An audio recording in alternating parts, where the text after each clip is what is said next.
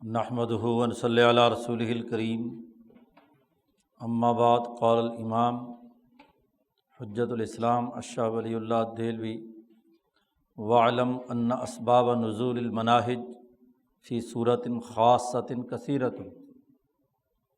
لَكِنَّهَا تَرْجِعُ إِلَى نَوْعَيْنِ۔ یہ اس سیاست ملیہ کے مبحث کا چوتھا باب چل رہا ہے۔ شاہ صاحب نے اس سے پہلے والے باب میں یہ بنیادی بات واضح کی تھی کہ انبیاء علیہم السلام مفہمین انسانیت کے لیے جب کوئی دین لے کر آتے ہیں تو اس کے تمام امور چند بنیادی مقدمات اور بنیادی اساسی قاعدوں پر مشتمل ہوتے ہیں۔ اللہ کے دین میں محض اندازے اور اٹکل سے کوئی کام نہیں ہوتا، ہر کام کسی نہ کسی مرکزی نظام کے ساتھ مربوط ہوتا ہے۔ اب انبیاء علیہم السلام کی شریعتیں کیوں مختلف ہوتی ہیں، یا اقوام کے جو قوانین اور ضوابط ہیں ان میں اختلاف کیوں پایا جاتا ہے، اس کی کچھ حکمتیں اور بنیادی اسباب ہیں۔ تو اس چوتھے باب سے شاہ صاحب وہ اسباب بیان کر رہے ہیں کہ کسی مخصوص قوم کے لیے جو مخصوص قوانین اور ضابطے اللہ کی طرف سے نازل ہوتے ہیں یا انسانی معاشروں میں لوگ اپنے لیے اختیار کرتے ہیں، تو زمانے کے تغیر و تبدل کا ایک تو فرق ہوتا ہے، دوسرا قوم کی قومی نوعیت اور اس کے قومی تقاضوں کے تناظر میں قوانین اور ضابطوں میں تبدیلیاں اور تغیرات پیش ہوتے ہیں۔ قرآن حکیم کی ایک آیت اور چند احادیث بیان کر کے شاہ صاحب نے پہلا اساسی اصول بیان کیا تھا کہ شریعتوں کے اختلاف کے بنیادی اسباب کیا ہیں۔ پہلا وعلم اور علمی قاعدہ اور ضابطہ لائے تھے، اور وہاں 4 بنیادی اسباب اور مصالح بیان کیے گئے تھے۔ پچھلے وعلم میں جو پچھلی دفعہ ہم نے پڑھا اس میں 4 بنیادی اسباب بیان کیے گئے تھے۔ وہاں اسباب کی نشاندہی پچھلی دفعہ نہیں ہو سکی تھی، تو دوبارہ ذرا دیکھ لیں۔ پیچھے شاہ صاحب نے کہا تھا کہ انبیاء علیہم السلام کی شریعتوں میں چند اسباب و مصالح کی وجہ سے اختلاف پایا جاتا ہے، تو 2 بنیادی اسباب ہیں اور 2 بنیادی مسلطیں ہیں، 4 کل شاہ صاحب نے پیچھے واضح کیے ہیں۔ سب سے پہلی بات تو یہ ہے کہ جب کسی زمانے میں کوئی شریعت یا قانون آتا ہے تو اس سے پہلے انسانیت کے لیے جتنی شریعتیں یا قوانین جاری کیے ہوئے ہوتے ہیں وہ اساس بنتے ہیں اگلی شریعت کے نفاذ کے لیے۔ وہاں جملہ شاہ صاحب نے استعمال کیا تھا کہ ان شرائع اللہ انما کانت شرائع لمعدات، یعنی اس دور میں جب کوئی قانون نافذ ہو رہا ہے اس سے پہلے جو انبیاء علیہم السلام کی شریعتیں اس سے پہلے آ چکی ہیں وہ سبب بنتی ہیں اگلی شریعت کا بنیادی سٹرکچر قائم کرنے کے لیے، وہ بھی ایک بنیادی سبب ہوتا ہے۔ دنیا میں ہر علوم میں، ہر علم میں ارتقاء ہوا ہے، ترقی کا عمل ہوتا ہے، نئی ضروریات اور تقاضوں کے مطابق نئی پہلو سامنے آتے ہیں۔ کوئی بھی علم لے لیں آپ، میڈیکل سائنسز کا لے لیں، انجینئرنگ کا لے لیں، فزکس کیمسٹری لے لیں، جیسے جیسے وقت گزرتا ہے تجربات اور مشاہدات سے جو مادی اور طبعی تقاضے ہیں ان کے تجربات و مشاہدات سے، اور جو اللہ کی طرف سے بھی آتے ہیں وہ بھی چونکہ انسانوں کے لیے آتے ہیں جو اس کلہ ارض پر بس رہے ہیں، تو وہ بھی انہی مشاہدات اور تجربات کے نتیجے میں ہی اللہ کی طرف سے احکامات کا نزول ہوتا ہے۔ اب اگر مالائے اعلیٰ نے فرض کیا ایک دفعہ، مثال کے طور پر نوح علیہ السلام پر ایک شریعت نافذ کی، تو پیچھے ایک بنیادی اصول شاہ صاحب بیان کر کے آئے ہیں کہ تمام انبیاء کے اصول دین ایک ہیں، ان میں جو اختلاف پایا جاتا ہے وہ منہج اور شریعت کا ہے۔ اب ان اصولوں کی روشنی میں اگر نوح علیہ السلام کے زمانے میں کوئی ایک ضابطہ اس قوم کی مناسبت سے آیا کہ اس قوم پر بہیمیت زیادہ تھی، جیسے مثال میں بھی بات کی ہے شاہ صاحب نے، تو ان کے لیے ایک ضابطہ آیا ہے، تو جب بھی کہیں اسی طرح کی کوئی بہیمی قوم آئے گی تو اس کے اثرات ہر اگلے دور کی قانون سازی میں پیش نظر رکھے جائیں گے۔ یا جیسے روحانیت کے حوالے سے، ملکیت اور فلکیات کے حوالے سے ادریس علیہ السلام کے زمانے میں ایک شریعت آئی، تو اگر اسی مزاج کے لوگ کسی قوم میں اور کسی دور میں آئیں گے تو ظاہر ہے کہ وہاں بھی ان پہلوؤں کو پیش نظر رکھا جا سکتا ہے جو اس زمانے کی شریعتیں رہی ہیں۔ اب وقت گزرنے کے ساتھ ساتھ ابراہیم علیہ السلام کی شریعت، موسیٰ علیہ السلام کی شریعت، عیسیٰ علیہ السلام کی شریعت، تو اب اگر نبی اکرم صلی اللہ علیہ وسلم پر دین اسلام آیا ہے تو اس کی شریعت کا پہلا بنیادی سبب یہ ہے کہ ان سے پہلے جو شرعی ارتقاء ہوا ہے اس کے جتنے بنیادی امور اس سے پہلے سر انجام دیے جاتے رہے ہیں وہ سبب بنتے ہیں اگلے دور کی شریعت کے لیے، اس وجہ سے اختلاف ہو جاتا ہے، یہ پہلا سبب ہے، اس پر تفصیل سے گفتگو پچھلی دفعہ ہوئی تھی۔ دوسرا بڑا بنیادی سبب یہ ہوتا ہے کہ جن کو کسی دور میں کسی قانون کا پابند بنایا جا رہا ہے تو ان کی حالت اور ان کی عادات، رسومات یا عادات و اطوار، ان کو سامنے رکھا جاتا ہے ان بنیادی اساسی اصولوں کی کوئی مقدار متعین کرنے میں۔ ان المقادیر یلاحظ فی شرعہا حال المکلفین وعاداتہم، یہ ایسے ہی ہے جیسے ایک ڈاکٹر ڈوز متعین کرتا ہے مرض کی نوعیت اور افراد کی صلاحیت کی بنیاد پر۔ کسی خاندان میں، کسی فیملی میں اس کا ایک جسمانی مزاج یا عادات و اطوار ہے تو اس کے مطابق مقدار متعین کی جائے گی، تو شریعت نام ہے مقدار کے متعین کرنے کا۔ مثلا نماز کتنی دفعہ پڑھنی ہے، اس کے مطابق کیا ہے مقدار متعین، تو یہ مقدار متعین ہوتی ہے لوگوں کے عادات و اطوار، یعنی کتنے درجے کے عمل سے اس کی ملکیت اور روحانیت جاگ جائے گی۔ مقصد تو ملکیت کو مضبوط کرانا ہے، بہیمیت کو اس کے تابع کرنا ہے۔ جیسے مریض کے مرض کی نوعیت کے اعتبار سے دوائی تجویز کی جاتی ہے کہ کتنی ڈوز سے مرض دور ہو جائے گا اور صحت کی حالت پیدا ہو جائے گی، تو یہاں روحانی اور جسمانی صحت مطلوب ہے تو اس کی مقدار کا تعین لوگوں کی عادات و اطوار کے اختلاف سے ہوتا ہے۔ دو چیزیں بیان کی اور اس پر ایک مثال، دو تین بلکہ مثالیں دی ہیں، جیسا کہ نوح علیہ السلام کی قوم کا مزاج اور تھا اور ہمارا مزاج اور تھا، ان کے لیے مسلسل پورے سال روزے تھے فرض کیے گئے، اور ہمارے لیے سال میں صرف 1 مہینے کے روزے فرض کیے گئے، تو اس کی جو مقدار یا اس کی ڈوز متعین کی گئی وہ افراد کے حالات کو سامنے رکھ کر۔ تیسری بات جو وہاں شاہ صاحب نے بیان کی تھی وہ یہ کہ وہ مصلحت ہے، یا آپ اس کو سبب بھی کہہ لیں، کہ وہ انبیاء علیہم السلام کا مقصد سوسائٹی میں موجود جتنا ارتفاقات ہوتے ہیں، یعنی معاشی اور سیاسی جس طرح کی معروضی حالت ہوتی ہے اس کی اصلاح کرنا مقصود ہوتی ہے۔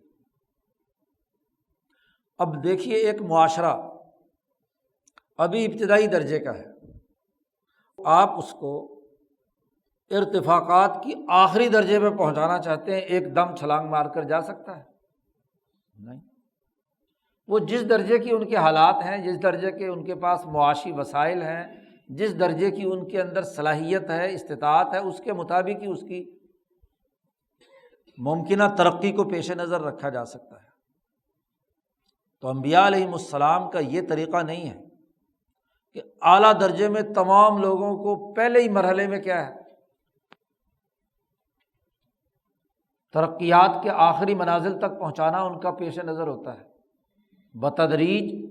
سوسائٹی کی ضروریات، ان کی ساخت، ان کی صلاحیتوں کے مطابق ان کا اجتماعی نظام یا اجتماعی مصلحتیں وجود میں لائی جاتی ہیں۔ یہ تیسری مصلحت تھی۔ اور چوتھی مصلحت یہ تھی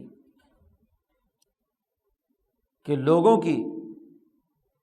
زمانے کے تغیر و تبدل سے مصلحت بھی بدل جاتی ہے۔ اب ایک سوسائٹی جو ابھی دیہاتی معاشرے میں ہے اس کی مصلحت ایک ہے، اور ایک وہ سوسائٹی جو ترقی یافتہ ہے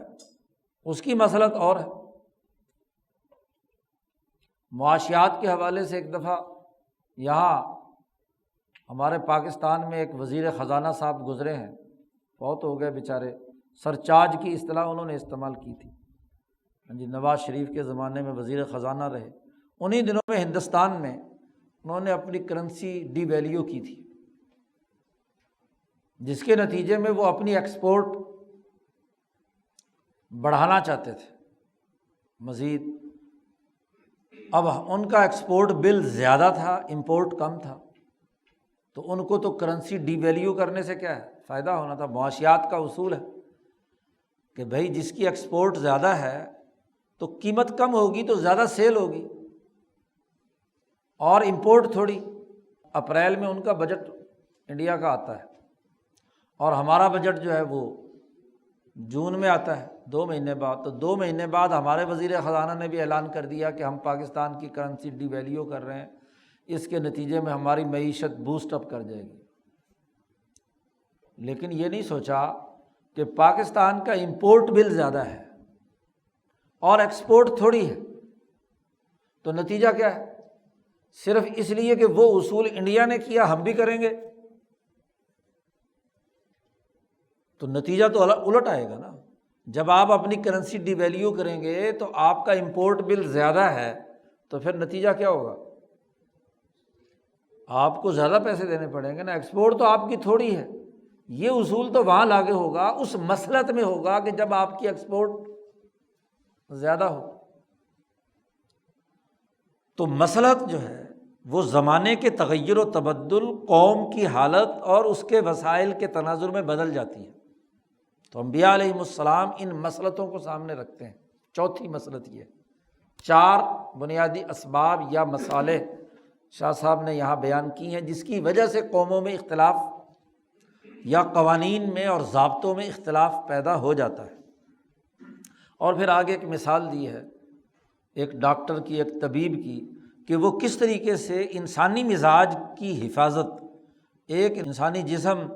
نارمل کس حالت میں ہوتا ہے، اس کا ٹمپریچر کتنا ہونا چاہیے، دل کتنی بڑا دھڑکنا چاہیے، گردے کیسے کام کرنے چاہیے، وغیرہ وغیرہ معیارات۔ اب اس کی حفاظت کرنی ہے، جیسا فرد ہوگا، جیسا مریض ہوگا، اس کے مطابق ہی اس کی دوائی سیٹ ہوگی۔ شاہ صاحب نے وہ مثال دے کر بات سمجھائی تھی۔ یہاں شاہ صاحب مزید اس کی تفصیلات بیان کر رہے ہیں۔ یہ جو آج ہم نے عالم نمبر 2 پڑھا ہے، دوسرا علمی قاعدہ اور ضابطہ بیان کیا ہے،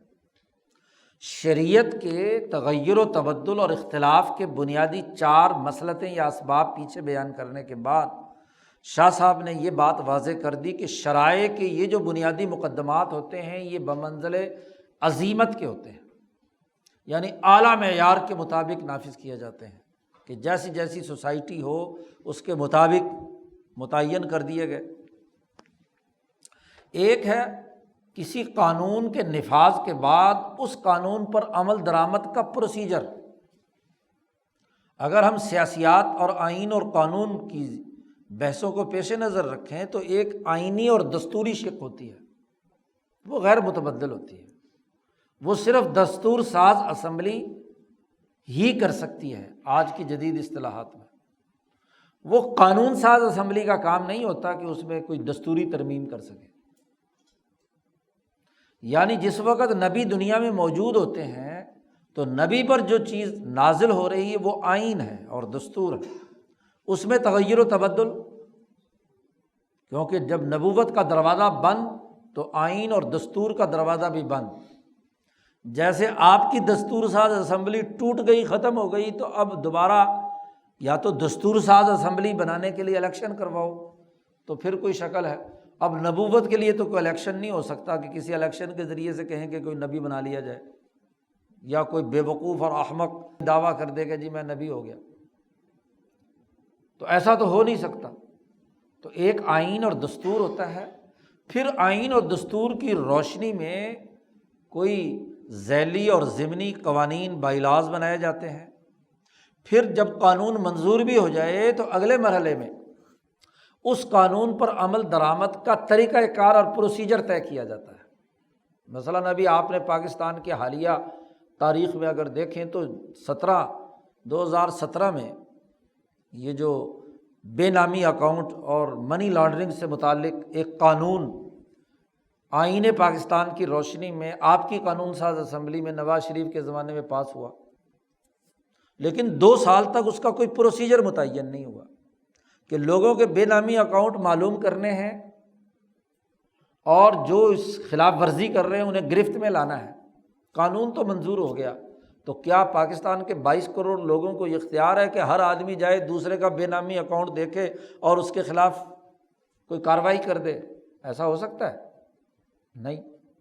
اب 2019 کے شروع میں اس پارلیمنٹ نے، اس حکومت نے اس کا پروسیجر متعین کر دیا کہ FBR کے فلاں فلاں لوگ، ہاں جی، افسران ہوں گے، اتنی لوگ ہوں گے، اتنے کمشنر ہوں گے، اور اس کے پاس یہ پنجاب کو دیکھے گا، یہ سندھ کو دیکھے گا، یہ بلوچستان اور خیبر پختونخوا کو دیکھے گا، اور پھر ان کو یہ اتھارٹی ہے کہ یہ بینکوں کا ڈیٹا جائزہ لے کر بے نامی اکاؤنٹ کی نشاندہی کریں اور اس کے مطابق اپنی رپورٹ پیش کر کے جو اس قانون کے مطابق کارروائی ہے اس کارروائی کو آگے بڑھائیں۔ تو گویا کہ اس قانون پر عمل درآمد کا ایک پروسیجر ہے، چونکہ ساری بحث یہاں سیاسیات کی ہو رہی ہے، اس بحث کا نام ہی کیا ہے؟ مبحث السیاست الملیہ۔ تو سیاسیات میں یہ بنیادی چیز ہے۔ تو یہ جو منہج ہے، پروسیجر ہے شریعت کے اندر بھی، کہ ایک ہے بنیادی طور پر کیا ہے؟ دستور، ایک اس کے ذیل میں نبی اکرم صلی اللہ علیہ وسلم نے یا صحابہ کے اجماع نے کوئی قانون بنایا، بائی لاز بنائے، کوئی ضمنی ذیلی قوانین بنائے، اور ایک ہے پھر ان پر عمل درآمد کے لیے حکومتی اتھارٹی اور اس کا طریقہ کار کہ کون عمل درآمد کرے گا۔ یہی سب سے بڑی غلط فہمی یہ پرائیویٹ جہاد والوں کو، بھائی جہاد کرنا فرض ہے، لیکن اس کا تعین کہ یہ جہاد ہے اور یہ ایسے کرنا ہے، اس کا تعین حکومت کرے گی یا ہر آدمی بندوق کندھے پر اٹھائے اور چلا لڑنے کے لیے میدان میں چلا جائے؟ ظاہر ایسا نہیں ہو سکتا۔ تو یہ جو پروسیجر ہے، شاہ صاحب نے اس کے لیے جملہ استعمال کیا کہ منہج یعنی پروسیجر، طریقہ کار، کہ اس قانون پر عمل درآمد کا جو طریقہ کار ہے وہ کسی مخصوص شکل میں کیسے ہوتا ہے؟ شاہ صاحب کہتے ہیں کہ یہ بہت زیادہ ہیں، کثیرۃ نزول المناہج فی صورت خاصۃ،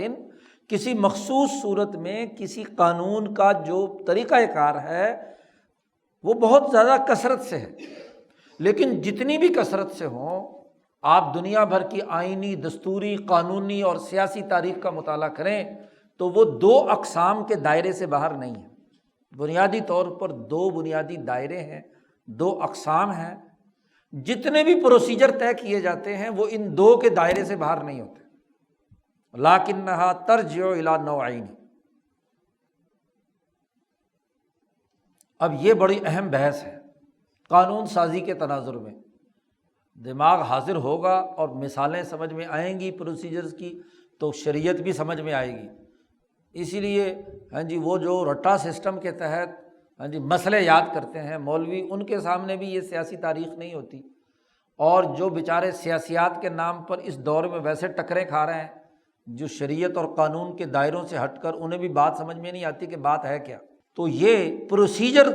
مختلف کثیر ہوتے ہیں، لیکن بنیادی طور پر اس کے 2 دائرے۔ شاہ صاحب نے کہا ایک دائرہ تو ان احکامات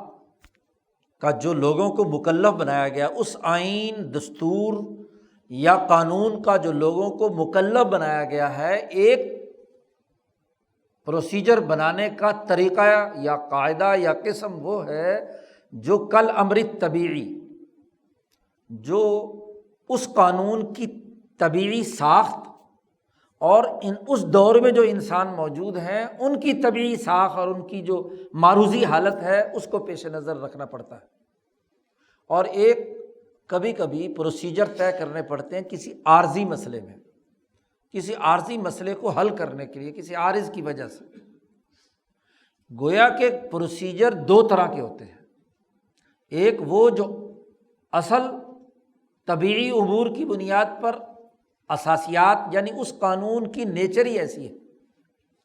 اس دستور اور آئین کی اور اس سوسائٹی کی، کہ جہاں وہ ان بنیادی چیزوں کو پیش نظر رکھا جائے گا۔ لیکن بسا اوقات یہ بھی ہوتا ہے کہ پروسیجر طے کرتے وقت کوئی ایک عارضی مسئلہ درپیش ہوا ہے، اس کو حل کرنے کے لیے آپ کو ایک غیر معمولی اقدام کرنا پڑتا ہے۔ تو ایک روٹین کا پروسیجر ہوتا ہے جس کے مطابق سسٹم چل رہا ہوتا ہے، اور ایک کبھی کبھی کوئی عارضی مسئلہ پیش ہو تو ایک پھر پروجیکٹ ہوتا ہے۔ جیسے آج کل آپ نے ایک اصطلاح سنی ہوگی، ہاں جی، کہ یہ جو پٹواریوں کا اور ریونیو ریکارڈ ہے یہ ہاں جی کمپیوٹرائزڈ ہو رہا ہے۔ تو کمپیوٹرائز جو ہو رہا ہے اس کا ایک پروجیکٹ ہے، ابھی یہ مکمل طور پر ابھی بطور پروسیجر کے نافذ نہیں ہوا۔ پروسیجر تو وہی ہے جو پہلے سے چلا آ رہا تھا، پٹواری قانون گو اور جناب جو اندراج اور انتقال وغیرہ کرنے کا پرانا جو قانون چل رہا ہے، وہ اس قانون کی بنیادی نیچر کے تحت وہ کام چل رہا ہے۔ اور ایک یہ کہ عارضی طور پر ایک خاص پروجیکٹ کے لیے انہوں نے ہاں جی سسٹم بنایا، جب وہ کسی پروسیجر صحیح طریقہ کار کے مطابق وجود میں آ جائے گا تو پھر اس کی جگہ پر اسے نافذ کر دیا جائے گا۔ تو یہ ایک عارضی طریقہ کار ہے۔ تو دو اقسام ہیں، شاہ صاحب پہلی قسم بیان کر رہے ہیں، احدہما، ان میں سے پہلی نوع جو پروسیجر طے کرنے کی ہے وہ کل امر طبیعی، وہ اس قانون کی طبیعی معاملے کے تناظر میں فطری ہے، الموجب لتکلیفہم بتلک الاحکام، کہ ان احکام کا لوگوں کو مکلف بنایا گیا ہے اس قانون کی جو روح ہے، یا جس مصلحت یا جس سبب سے وہ قانون یا شریعت نافذ کی گئی تھی اس کی نیچر تقاضا کرتی ہے کہ یہ کام ہونا چاہیے۔ اور اس کے لیے شاہ صاحب نے یہاں کوئی 6-7 مثالیں دی ہیں، 6-7 بنیادی امور متعین کیے ہیں پروسیجر طے کرتے وقت، ان میں سے کسی ایک کو پیش نظر رکھا جاتا ہے، یا ان میں سے 2-3 جو بھی اس قانون پر عمل درآمد کے سلسلے میں بنیادی تقاضے ہیں ان کو پیش نظر رکھا جاتا ہے۔ سب سے پہلے شاہ صاحب نے کہا فکما ان لافراد الانسان جمیعھا طبیعتاً و احوالاً وارثتھا من النوع توجب تکلیفہم باحکام۔ سب سے پہلے انسانی خصوصیت کو دیکھنا پڑتا ہے۔ جو بھی قانون بنایا جاتا ہے، جو پروسیجر طے کیا جاتا ہے وہ انسانوں کے لیے ہے، تو اس قانون یا اس پروسیجر کے ذریعے سے انسانیت محفوظ کیسے ہوگی؟ بلا تفریق، رنگ، نسل، مذہب، کالا ہے، گورا ہے، یہودی ہے، عیسائی ہے، ہندو ہے، مسلمان ہے، انسانی بنیادوں پر نوع انسانی کے تقاضے کے مطابق تمام انسانوں کی بنیادی طبیعت اور تمام انسانوں پر جو حالات نوع انسانی کے تقاضے سے یا انسانی تقاضے سے انسانوں پر طاری ہونے ہیں ان کو پیش نظر رکھ کر آپ پروسیجر طے کریں گے۔ یہ نہیں ہوتا کہ آپ پروسیجر تخیلاتی طور پر یا کسی انسانیت سے انتقام لینے کے لیے یا کسی سوسائٹی کو جان بوجھ کر تباہ و برباد کرنے کے لیے آپ کوئی پروسیجر طے کریں۔ پروسیجر طے کرنے کے لیے ضروری ہے کہ آپ اس بات کو پیش نظر رکھیں کہ انسانیت کے بنیادی تقاضے کیا ہیں۔ شاہ صاحب کہتے ہیں کہ تمام افراد انسانی جمیعھا، تمام کے تمام، ان کی مجموعی طبیعت، ان کے مجموعی حالات جو اس کی نوع انسانیت کی وراثت در وراثت چلے آ رہے ہیں، آدمیت کے، اور جس کی وجہ سے ان انسانوں کو ان قوانین کا پابند بنایا جا رہا ہے۔ تو نوع انسانیت کے تقاضے اور اس مصلحت کے تحت جو انسانیت کو دینا مقصود ہے اس قانون سے، تو پروسیجر طے کرتے وقت سب سے پہلے اسے سامنے رکھیں گے۔ نمبر 1، اب تمام انسانیت کی نوع کا تقاضا ہے کہ وہ دیکھتے بھی ہیں، سنتے بھی ہیں، بولتے بھی ہیں، کھاتے بھی ہیں، پیتے بھی ہیں، وغیرہ وغیرہ وغیرہ۔ تو پروسیجر طے کرتے وقت ان تمام چیزوں کو سامنے رکھیں گے۔ دوسری بڑی بنیادی بات، وکما، ایک اور مثال دے کر بھی شاہ صاحب نے کہا دوسرا دائرہ، کہ جن لوگوں کے لیے آپ قانون بنا رہے ہیں، ایک تو نوعی تقاضا ہے، لیکن بسا اوقات آپ پروسیجر طے کر رہے ہوتے ہیں کسی بھی انسانی معاشرے کے لیے، کسی خاص کمیونٹی کے لیے، تو اس کی کچھ ایسی چیزیں ہیں جو اس کے ساتھ خاص ہیں۔ مثلاً اس کو ایک مثال سے شاہ صاحب نے بیان کیا کہ جیسے مثلاً پیدائشی اندھا ہے، اب مثلاً اندھوں کے لیے کوئی پروسیجر آپ طے کرنا چاہتے ہیں، قانون پر عمل درآمد، ظاہر تمام انسانوں کے لیے بنانا ہے، تو وہ قانون اتنا بہترین ہو کہ اگر اندھے بھی بالفرض اس پر عمل درآمد کریں، تو اندھے کا معاملہ کیا ہے، مادرزاد اندھے کا معاملہ کیا ہے، کہ شاہ صاحب نے کہا دیکھو اگر آپ اس کے دماغ کا تحلیل و تجزیہ کرو تو اس کے خزانہ خیال میں رنگ اور صورتیں نہیں ہوتی، کیونکہ کبھی آنکھوں سے اس نے رنگ دیکھے ہی نہیں، کسی شکل و صورت کا کبھی اس نے مشاہدہ کیا ہی نہیں، چونکہ کبھی اس کی آنکھیں تھی نہیں، اس نے رنگوں کو پہچانا نہیں اور نہ شکلوں کو پہچانا۔ وہ تمام ادراکات اس کے لفظ اور چھونے کے ساتھ تعلق رکھتے ہیں۔ کسی چیز کو چھو کر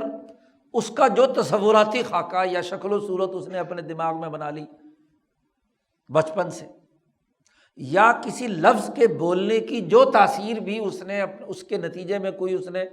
کسی نے کہہ دیا کہ جی یہ کالا رنگ ہے، تو لفظ کے بولنے سے اس کو کالا رنگ یا نیلا رنگ یا پیلا رنگ کا پتہ چلا ہے، ویسے حقیقت میں اس کو اس رنگ کا پتہ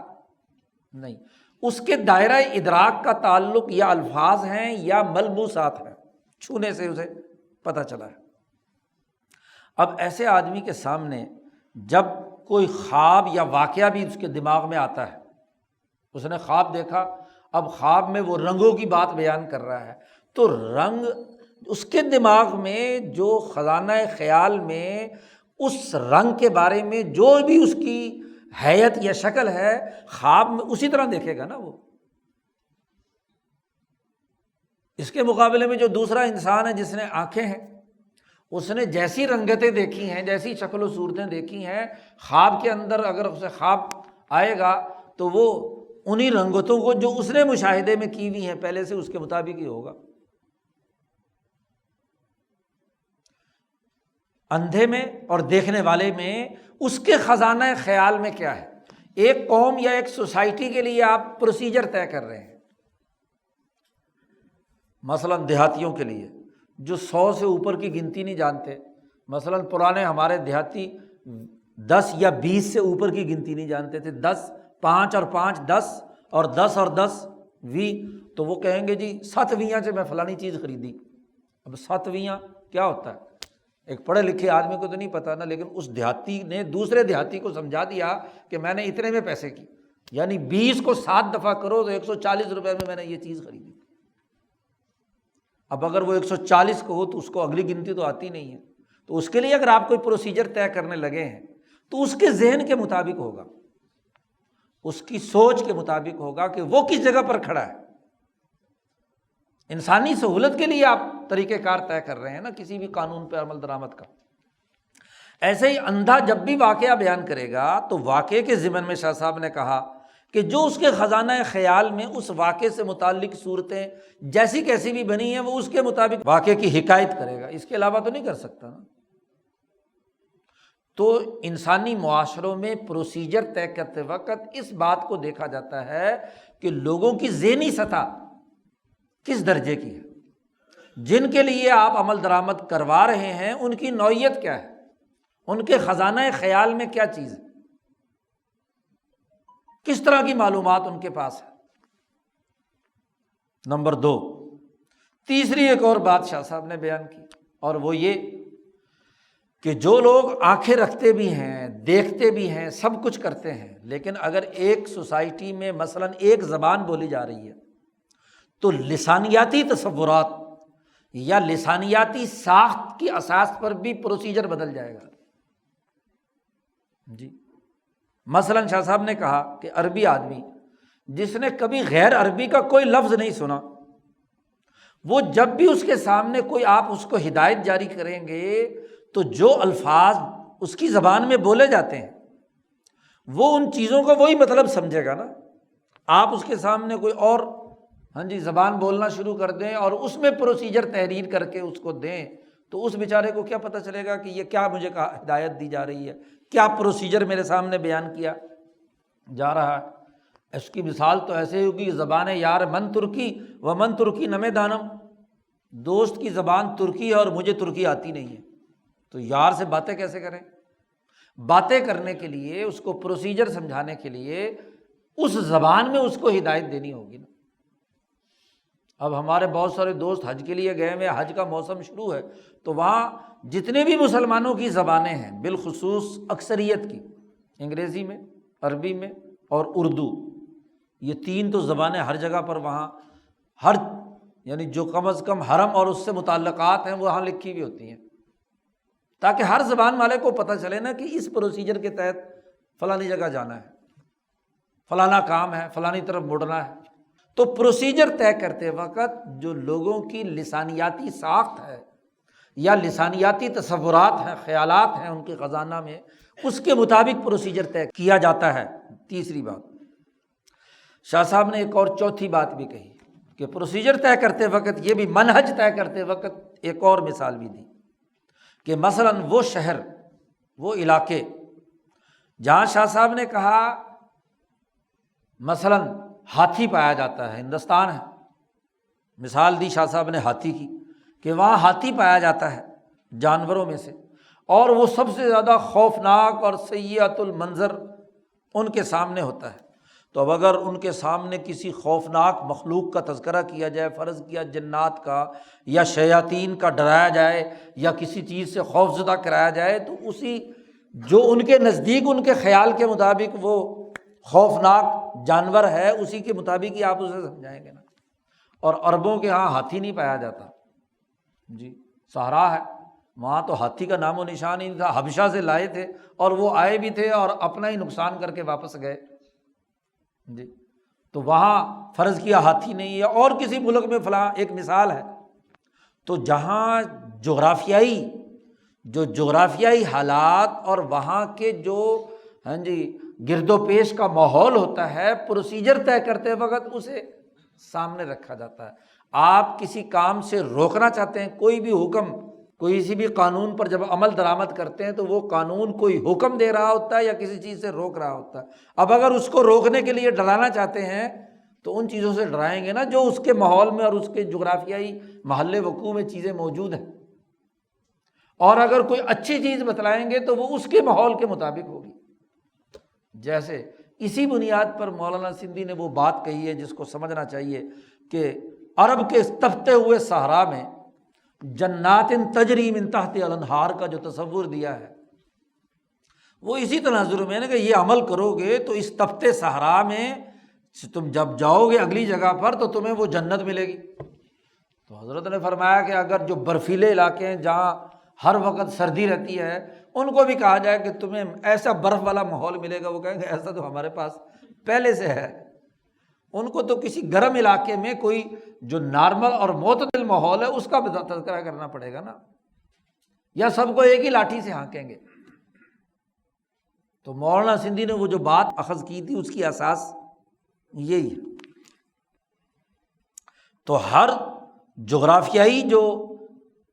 چیزوں گرد و پیش کا ماحول ہے اور اس کے اختلافات پائے جاتے ہیں، اس کو بھی پروسیجر طے کرتے وقت سامنے رکھا جاتا ہے۔ اسی طریقے سے شاہ صاحب نے ایک اگلی بات بھی کہی کہ لوگوں کے جو رہن سہن، تہذیب و ثقافت یا رسم و رواج ہے، یہ بھی پروسیجر طے کرنے میں بنیادی کردار ادا کرتے ہیں کہ کسی قوم کا بنیادی رہن سہن کیسا ہے، اس کی رسومات کیا ہیں، کھانے پینے کے طور طریقے کیسے ہیں۔ شاہ صاحب کہتے ہیں والتی یعظم فیہا بعض الاشیاء، کسی سوسائٹی میں کچھ چیزیں بڑی معظم اور بڑی محترم سمجھی جاتی ہیں، بعض کھانے اچھے اور لذیذ سمجھے جاتے ہیں، جبکہ دوسری سوسائٹی میں وہ کوئی اچھے نہیں سمجھے جاتے۔ بنگلہ دیش چلے جاؤ، بنگالیوں کے ہاں تو ان کے ہاں ساول موسلی جو ہے سب سے اچھی غذا ہے، اور آپ کے ہاں چاول تو بس گزارے کی غذا ہے، اور سادہ چاول تو ویسے بھی نہیں، یا تو پلاؤ شلاؤ ہو یا کچھ اور ہو تو اس کے مطابق ہوتی ہے۔ اور کھانے پینے کے ادھر خیبر پختونخوا میں چلے جاؤ تو بغیر بکرے کے اور گائے کے بیس نہیں ہے۔ تو ہر سوسائٹی کا اپنا کھانے پینے کا اچھا اور عمدہ کھانا، اس کی بھی اپنے کیا روایات اور رسومات ہے۔ ایسے ہی لباس، اب افریقیوں کے ہاں وہ چوغے سے پہن لینا رنگ برنگے قسم کے، وہ ان کا بڑا لباس فاخرہ ہے جو ان کا صدر اور وزیر اعظم بھی پہنتا ہے۔ ہمارے ہاں یہ سمجھا جاتا ہے کہ دیہاتی کا لباس جی۔ تو مختلف ہر سوسائٹی کے اپنے اپنے کیا ہے رواج ہوتے ہیں، ہر قوم کی اپنی تہذیب و ثقافت اور ان کا پہننے اوڑھنے کھانے پینے کے طریقے ہوتے ہیں۔ ایسے لوگوں کو جب کوئی نعمت یا مثلاً فرشتے نظر آتے ہیں یا کوئی انبساط کا تذکرہ ان کے سامنے کیا جاتا ہے تو وہ اپنے تہذیب و ثقافت اور روایات کے مطابق ہوتا ہے۔ جیسے بیچارہ ایک دیہاتی کوئی شہر میں آ گیا، بڑی بڑی بلڈنگیں دیکھی اپنے ابا جان کے ساتھ یا اپنے کسی عزیز کے ساتھ، تو اس نے کہا کہ اچھا یہ لوگ اتنے مالدار ہیں تو یہ ضرور گھی شکر سے روٹی کھاتے ہوں گے۔ اب اس کے ذہن میں گھی شکر سب سے زیادہ اعلیٰ ترین کھانا تھا دیہات میں، تو اس نے تو وہی بیان کرنا ہے نا۔ تو اب اگر اس کے لیے کوئی طریقہ کار آپ طے کر رہے ہیں تو جیسا اس کے کھانے پینے کے رہن سہن طور طریقے ہیں، پروسیجر طے کرتے وقت اس بات کو پیش نظر رکھا جائے گا۔ ایک اور بات بھی شاہ صاحب نے بیان کی، چھٹی بات، کہ ایک عربی آدمی جو عربی زبان جانتا ہے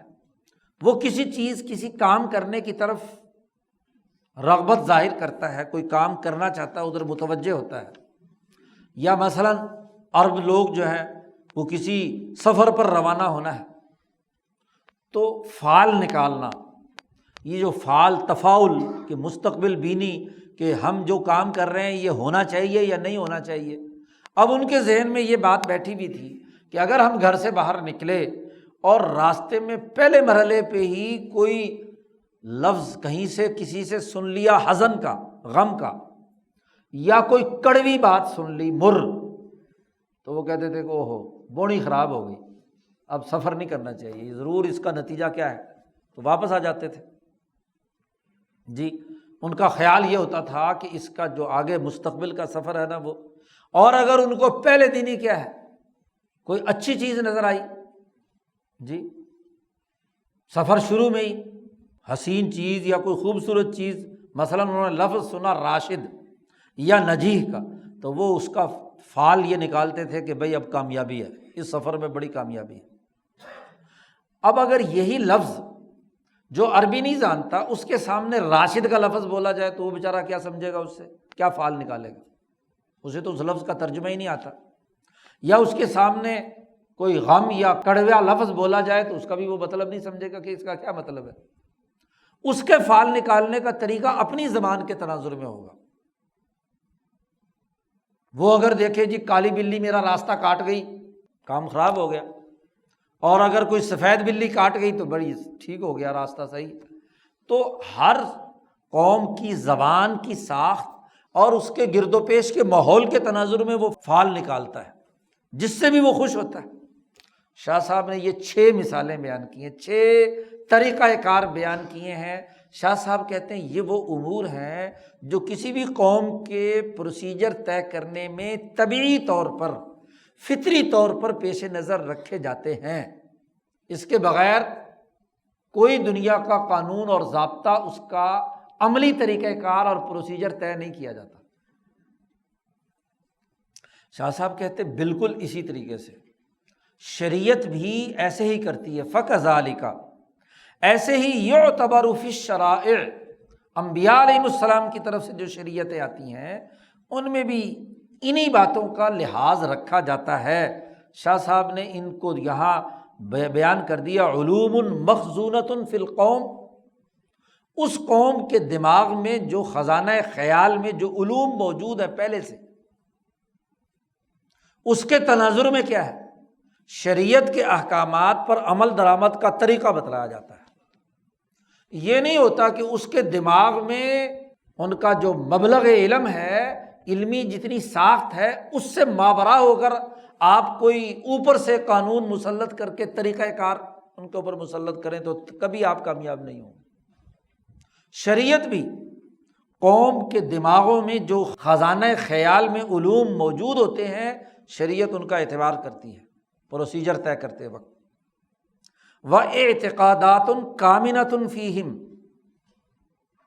ان کے اندر جو اعتقادی چیزیں ہر علاقے اور تہذیب و ثقافت کے تناظر میں موجود ہیں، ان کو بھی سامنے رکھا جاتا ہے۔ گویا کہ ہر سوسائٹی کے قومی علوم، علاقائی اعتقادات، اور وہ جو ان کے دماغوں میں ہیں، اس کی بھی آگے تشریح آ رہی ہے کہ کچھ اعتقادات ظاہری ہوتے ہیں، بارزہ انہیں شاہ صاحب نے کہا ہے، اس کی مزید تفصیل آگے آ رہی ہے، اور کچھ ایسی چیزیں ہوتی ہیں جو ان کے لاشعور میں، ان کے اندر باطنی طور پر وہ چیزیں ان کے دماغوں میں موجود ہوتی ہیں، ان کو سامنے رکھ کر شریعت کے پروسیجر اور طریقہ کار طے کیے جاتے ہیں۔ اور تیسری چیز شاہ صاحب نے کہا وعادات، وہ عادات جو ان میں اس طریقے سے جاری ہیں، رسوم و رواج اور عادات، قومی عادات اور سماجی رہن سہن، جیسے سوسائٹی کے اندر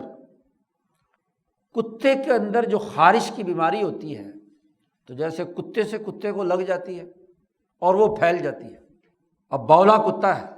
جی، وہ اگر ہو جائے تو وہ جس کو بھی کاٹ لے گا تو وہ کتے والی بیماری اسے کیا ہے، اس لیے فوری طور پر انجیکشن وغیرہ لگائے جاتے ہیں۔ کلب کہتے ہیں، کاف لام با، کالا با کہتے ہیں بیماری کو، وہ جو بولے کتے کا مرض ہوتا ہے جو کتے کے کاٹنے سے پیدا ہوتا ہے، اور کلب کہتے ہیں کتے کو۔ تو یا شاہ صاحب نے کلب کا لفظ استعمال کیا ہے، تتجارا فیہم کما یتجارا الکلب، کلب مرض ہے اور کلب کتا ہے۔ لام کے زبر اور جزم سے کیا ہے، دونوں کی معنویتوں میں فرق پڑ گیا۔ تو کتے کی جو بیماری ہے، جیسے وہ پھیلتی ہے، جس کو کتا کاٹ لے تو اس کو اور اس سے آگے دوسروں تک اثر انداز ہوتی ہے، تو جیسے وہ پھیلتی ہے، تو کسی بھی سوسائٹی کے اندر جو اس کی قومی رسومات اور عادات ہوتی ہیں، وہ بھی اسی طریقے سے کیا ہے، سوسائٹی میں ایک سے دوسرے، دوسرے سے تیسرے، تیسرے سے چوتھے کے اندر کیا ہے، پھیل جاتی ہے۔ تو شریعت جب اپنا کوئی طریقہ کار متعین کرتی ہے تو اس قوم میں جو جاری عادات ہیں، تیزی کے ساتھ پھیلنے والی عادات و اطوار اور سماجی رہن سہن ہے، اس کو سامنے رکھ کر پروسیجر طے کرتی ہے۔ شاہ صاحب نے اس پر پھر شریعت کی مثالیں دی ہیں جی، 4 مثالیں شاہ صاحب نے اس پر دی ہیں کہ کوئی یہ نہ سمجھے کہ خود شاہ صاحب نے یہ ساری باتیں بیان کر دی ہیں، اس کی کوئی بنیاد ثبوت نہیں ہے۔ شاہ صاحب نے اس کی بطور ثبوت کے وہ شرعی قوانین جن کے پروسیجر ان تمام امور کو سامنے رکھ کر بنائے گئے، اس کی 4 مثالیں دی۔ مثلاً شاہ صاحب نے کہا دیکھو، وَلِذَالِکَ، اسی وجہ سے نزل تحریم لحوم الابل والبانها علی بنی اسرائیل دون بنی اسماعیل۔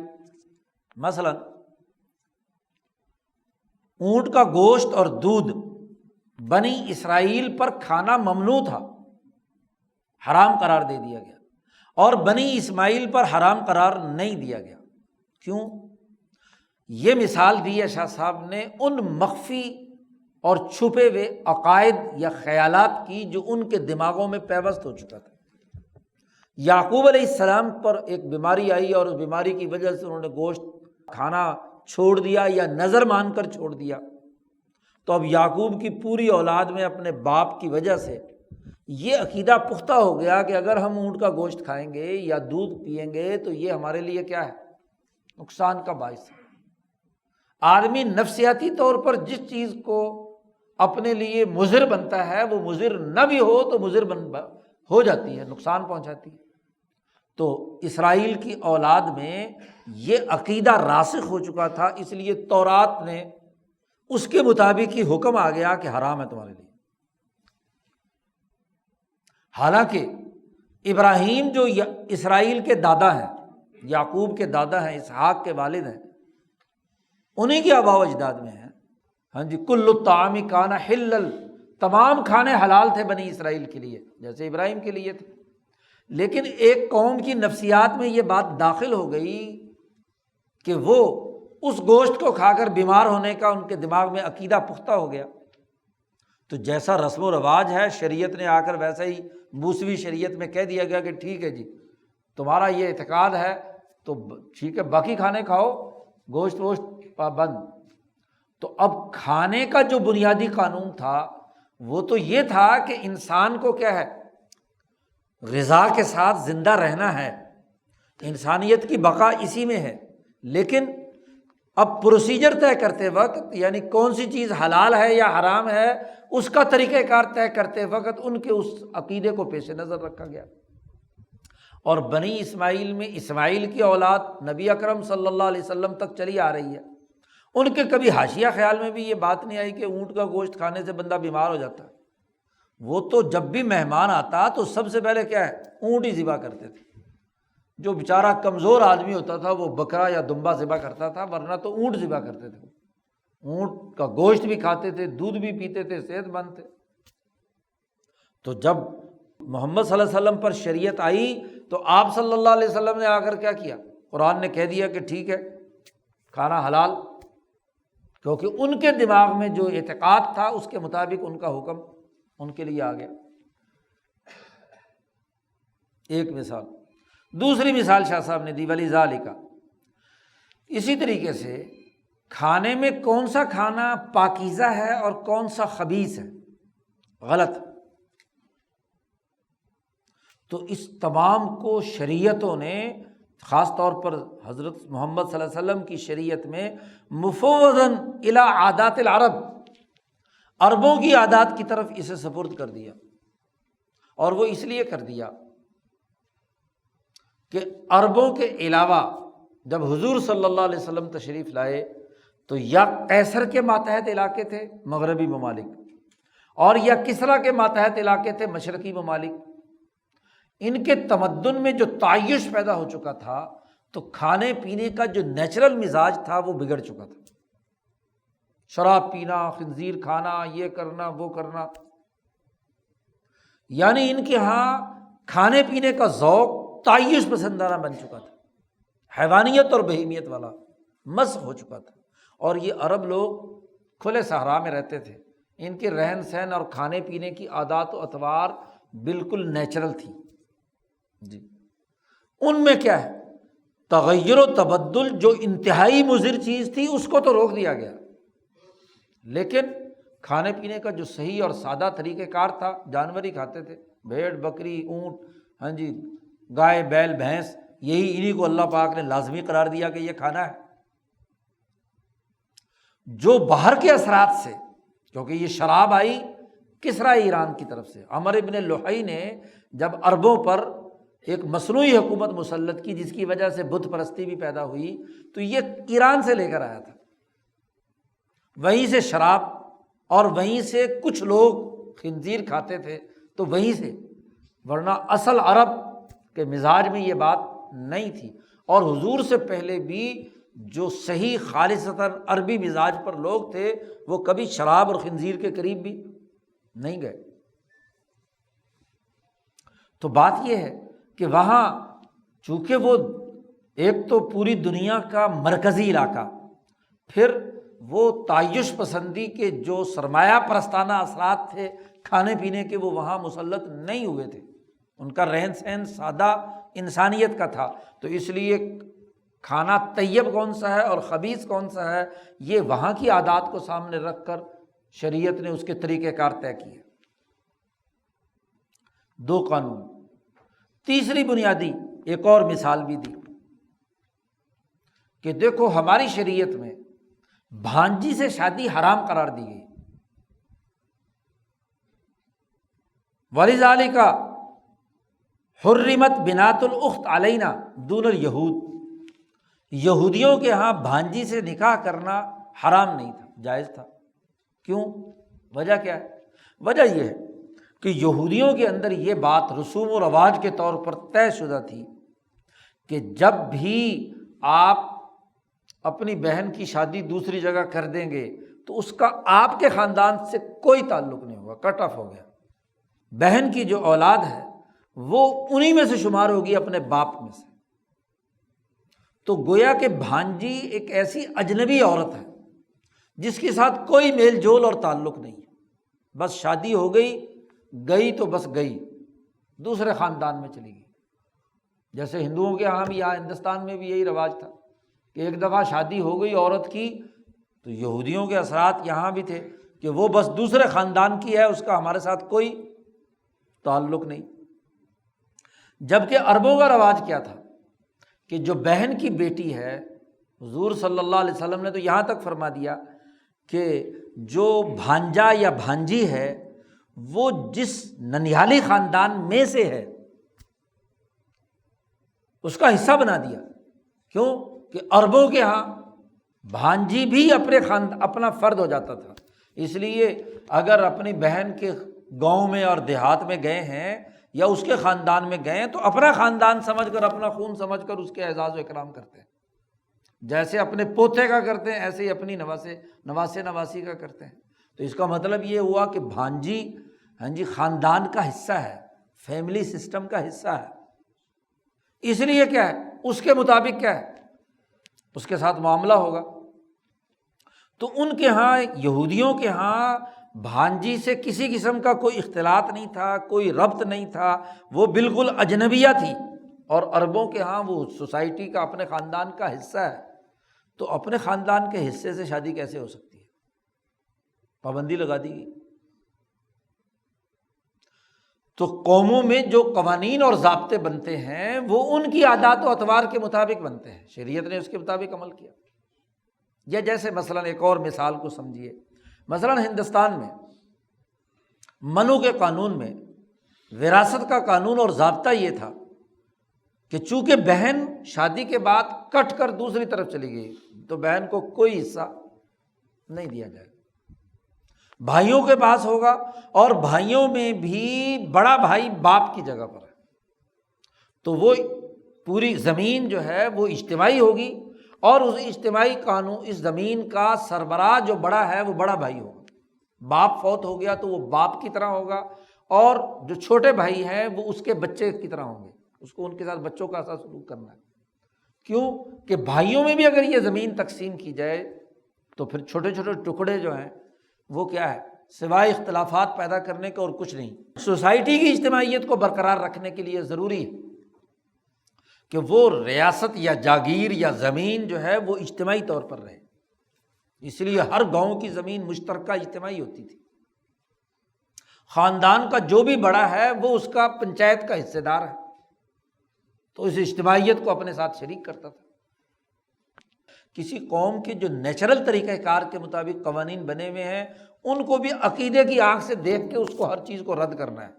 اس کی حکمت اور اس کی لاجک اور منطق نہیں سمجھنی۔ جبکہ عرب لوگ جو تھے وہاں زراعت نہیں تھی، عربوں کے ہاں تجارت تھی، تاجر لوگ تھے۔ جب تاجر لوگ تھے تو ان کے پاس جو دولت ہوتی تھی وہ زر ہے یا اسباب ہے، سامان خرید و فروخت کا، یہ اشیاء منقولہ ہیں، ایک جگہ سے دوسری جگہ منتقل ہو سکتی ہیں، اس لیے وہ زر کی تقسیم میں یا اشیاء منقولہ کی تقسیم میں بہنوں کو بھی حصہ دیتے ہیں۔ اس میں کیا فرق ہے؟ بھائی پیسے تقسیم کرنے ہیں نا، ان کا ایک جگہ پر اکٹھا رہنا تو کوئی ضروری نہیں ہے۔ تو بہنوں کو بھی حصہ دیا، بھائیوں میں بھی تقسیم کر دیا، لو وراثت تقسیم ہو گئی۔ جبکہ زمین کا یونٹ تقسیم ہو جائے اور فرض کیا جہاں لڑکی دی ہوئی ہے، آپ نے زمین کا ٹکڑا کاٹ کر اس کی ملکیت میں دیا ہے، تو دوسرے کی سیاسی مداخلت، دوسرے خاندان کی سیاسی مداخلت آپ کے دائرے کے اندر آ گئی، تو اس سے کیا ہے، اجتماعیت ٹوٹتی ہے، رسوم و رواج کے اختلافات کے تضادات ابھرتے ہیں۔ اور جبکہ اشیاء منقولہ کے تغیر و تبدل میں کیا ہے، کوئی مسئلہ نہیں ہے۔ اس لیے یہاں کے وراثت کے قانون میں اور وہاں کے وراثت کے قانون میں زرعی اور تجارتی کا بڑا بنیادی فرق ہے۔ اور مستقبل میں جتنا بھی معاشرہ بننا تھا حضور صلی اللہ علیہ وسلم کے بعد، تو عالمگیر تجارت نے، ظاہر ہے کہ سوسائٹی زرعی دور سے نکل کر تجارتی دور میں داخل ہو رہی ہے، تو وہ تجارتی قوانین کی بنیاد پر وراثت کی تقسیم کا نظام مستقبل کی ضروریات میں سے تھا۔ تو عربوں کی اس عادت و اطوار، اسی کے مطابق جو وراثت کا قانون بنایا گیا وہ نافذ العمل ہو گیا۔ ایک اور چوتھی مثال شاہ صاحب نے دی ہے قانون سازی کی، وَلِذَالِکَ، اسی لیے یہودیوں کے ہاں کسی بچھڑے کا گوشت اگر پکانا ہو تو اس کی ماں کے دودھ میں نہیں پکا سکتے۔ ان کے دماغ میں یہ خیال موجود تھا کہ یہ اس بچھڑے کی پرورش ہوئی ہے جس ماں سے، اس ماں کے دودھ کو پی کر یہ جوان ہوا ہے۔ اب اگر اس بچھڑے کو ذبح کر کے ہم کھا رہے ہیں، تو عربوں کا پکانے کا طریقہ یہ بھی تھا کہ گوشت کو کسی دودھ میں گلانے کے لیے دودھ کو استعمال کرتے تھے، یا دودھ سے گوشت کی ایک ڈش تیار کرتے تھے۔ تو ان کے ہاں پابندی تھی کہ دودھ اگر استعمال کرنا تو کسی اور جانور کا یا کسی اور مادہ کا، کسی دوسری گائے وائے کا دودھ اس بچھڑے کے گوشت کو گلانے کے لیے استعمال کیا جائے۔ جس دودھ سے یہ بچہ پیدا ہوا ہے یا جس سے جوان ہوا، اسی دودھ کو اس کے لیے کیا ہے، موت کا ذریعہ بنانا، یہ جرم ہے۔ اس لیے ان کے نزدیک کسی بچھڑے کو کسی گائے کے، اس کی ماں کے دودھ کے اندر پکانا ناجائز تھا۔ اور ہمارے ہاں ایسی کوئی پابندی دوننا، ہماری شریعت میں ایسی کوئی پابندی نہیں ہوئی۔ کیوں؟ اس لیے کہ ان کے خیال کے مطابق یہ اللہ کی تخلیق کے اندر تغییر پیدا کرنا ہے، تغیر و تبدل پیدا کرنا ہے، اور اللہ کی مخلوق کو مسخ کرنا، جیسے مسئلہ کرنا ممنوع ہے، ایسے ہی اس بچے کو اس دودھ میں پکانا یہ تغییر خلق اللہ ہے، اور اللہ کی تدبیر جو بچے کی پرورش کے لیے بنائی گئی ہے اس سے یہ متصادم ہے، اس لیے ممنوع ہے۔ یہودیوں میں یہ عقیدہ راسخ تھا، اس لیے ان کی شریعت میں بھی ممنوع قرار دے دیا گیا۔ شاہ صاحب کہتے ہیں اس میں اتنا زیادہ جاری شدہ تھا عادات و اطوار میں کہ وہ اس کے خلاف کا تصور ہی نہیں کر سکتے تھے، اس لیے ان کی شریعت میں اس کو حرام قرار دے دیا۔ اور شاہ صاحب کہتے ہیں عرب لوگ جو ہیں وہ اس علم سے اتنے دور تھے کہ اگر بالفرض کسی بھی منطق کے تحت ان کو یہ مسئلہ سمجھایا بھی جائے تو ان کو سمجھ کبھی نہیں آئے گا کہ یہ کیا بے وقوفی کی بات ہے کہ اس بچھڑے کو اس کی ماں کے دودھ میں نہیں پکا سکتے، تو پکائیں گے تو تغییر خلق اللہ ہو جائے گا۔ یہ بات جتنی مرضی ان کو سمجھانے کی کوشش کریں، عربوں کی عادات و اطوار جو ہیں وہ اس کو قبول کرنے کے لیے تیار ہی نہیں۔ کہاں دودھ اور کہاں بچھڑا، اس کے ساتھ گوشت کے پکانے سے کیا تعلق ہے؟ شاہ صاحب نے کہا حتی لو القی علیہم، اگر یہ بات انہیں سمجھائی بھی جائے تو لما فہموا، کبھی وہ نہیں سمجھ سکیں گے، اور کبھی اس حکم کی جو علت ہے اس کا ادراک نہیں کر پائیں گے۔ تو 4 مثالیں شاہ صاحب نے دی شریعت کے اندر بھی قوانین کے تغیر و تبدل کی، کہ موسوی شریعت میں یہ پروسیجر بدل گیا اور ہمارے ہاں یہ رہا۔ اب اس کا جو بنیادی دائرہ کار ہے وہ کسی بھی قوم کے لاشعور میں، خزانہ خیال میں جو عادات و اطوار ہوتی ہیں وہ بنیاد بنتی ہیں قانون سازی کی، ذیلی طریقہ کار کے عمل درآمد کی۔ تو شاہ صاحب اس کو مزید وضاحت کے ساتھ یہاں بیان کر رہے ہیں۔ شاہ صاحب کہتے ہیں والمعتبر فی نزول الشرائع لیس العلوم والحالات والعقائد المتبصلہ فی صدورہم فقط۔ دو طرح کے علوم ہوتے ہیں کسی بھی قوم میں۔ اگر مختلف دنیا بھر کی اقوام کی تاریخ پڑھی جائے، ان کے علوم و افکار کا جائزہ لیا جائے، ان کی سوسائٹی اور تہذیبی ساخت کا مطالعہ کیا جائے، تو دو طرح کی چیزیں ہوتی ہیں۔ کچھ علوم وہ ہوتے ہیں جو ظاہری ہوتے ہیں، کچھ حالات وہ ہوتے ہیں جو ظاہری رہن سہن سے تعلق رکھتے ہیں، کچھ عقائد وہ ہوتے ہیں جن کا وہ ظاہری طور پر زبانی اظہار کرتے ہیں۔ ایک وہ ان کو علوم بارزہ کہا جاتا ہے، یعنی ظاہری علوم۔ اور ایک ایسی چیزیں ہوتی ہیں کہ ان علوم کے پیچھے ان کے لاشعور اور دماغ اور خزانہ خیال کے اندر کچھ چیزیں اتنی راسخ ہوتی ہیں کہ زبان سے نہ بھی اظہار کریں، ان کے دماغ کا بیانیہ وہیں سیٹ ہوا ہوا ہوتا ہے، ان کو علوم کامنہ کہا جاتا ہے۔ تو ایک علوم ان کے اجتماع کے اندر چھپے ہوئے اور مخفی ہوتے ہیں، ان کے لاشعور کا حصہ ہوتے ہیں، اور ایک ظاہری ہے۔ شاہ صاحب کہتے ہیں جب شریعتیں نازل ہوتی ہیں انبیاء علیہم السلام پر اللہ کی طرف سے، ان میں صرف ظاہری علوم اور حالات اور ظاہری عقائد ہی پیش نظر نہیں رکھے جاتے، یعنی وہ بھی پیش نظر رکھے جاتے ہیں، اور اس کے ساتھ ساتھ سب سے زیادہ جس چیز کا لحاظ رکھا جاتا ہے اعظمها اعتبارا واولاها اعتدادا، وہ علوم، مخفی علوم جس پر اس سوسائٹی کی نشو و ارتقاء ہوئی ہے بچپن سے ہی، جو بیانیہ ان کے دماغ میں بچپن سے ہی نشو و نما کرتے کرتے راسخ ہو چکا ہے۔ وَانْدَفَعَتْ عُقُولُهُمْ إِلَيْهِ، اور ان کی عقلیں از خود بغیر کسی علم کے ان علوم، مخفی علوم کی طرف متوجہ ہیں، حیث یعلمون ومن حیث لا یعلمون، چاہے وہ ان عقائد کی لاجک، علمی ساخت یا ظاہری شکل کو جانتے ہوں یا نہ جانتے ہوں، ان کے ہر بندے اور ہر بچے کے دماغ میں وہ بات کیا ہوتی ہے؟ بیانیے کے طور پر پیوست ہوتی ہے۔ تو شریعت دونوں چیزوں کا لحاظ رکھتی ہے، علوم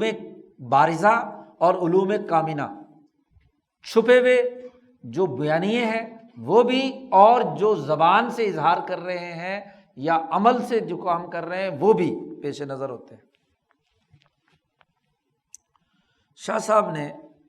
اس کو ایک اور مثال سے بات سمجھائی، کما ترا ذالک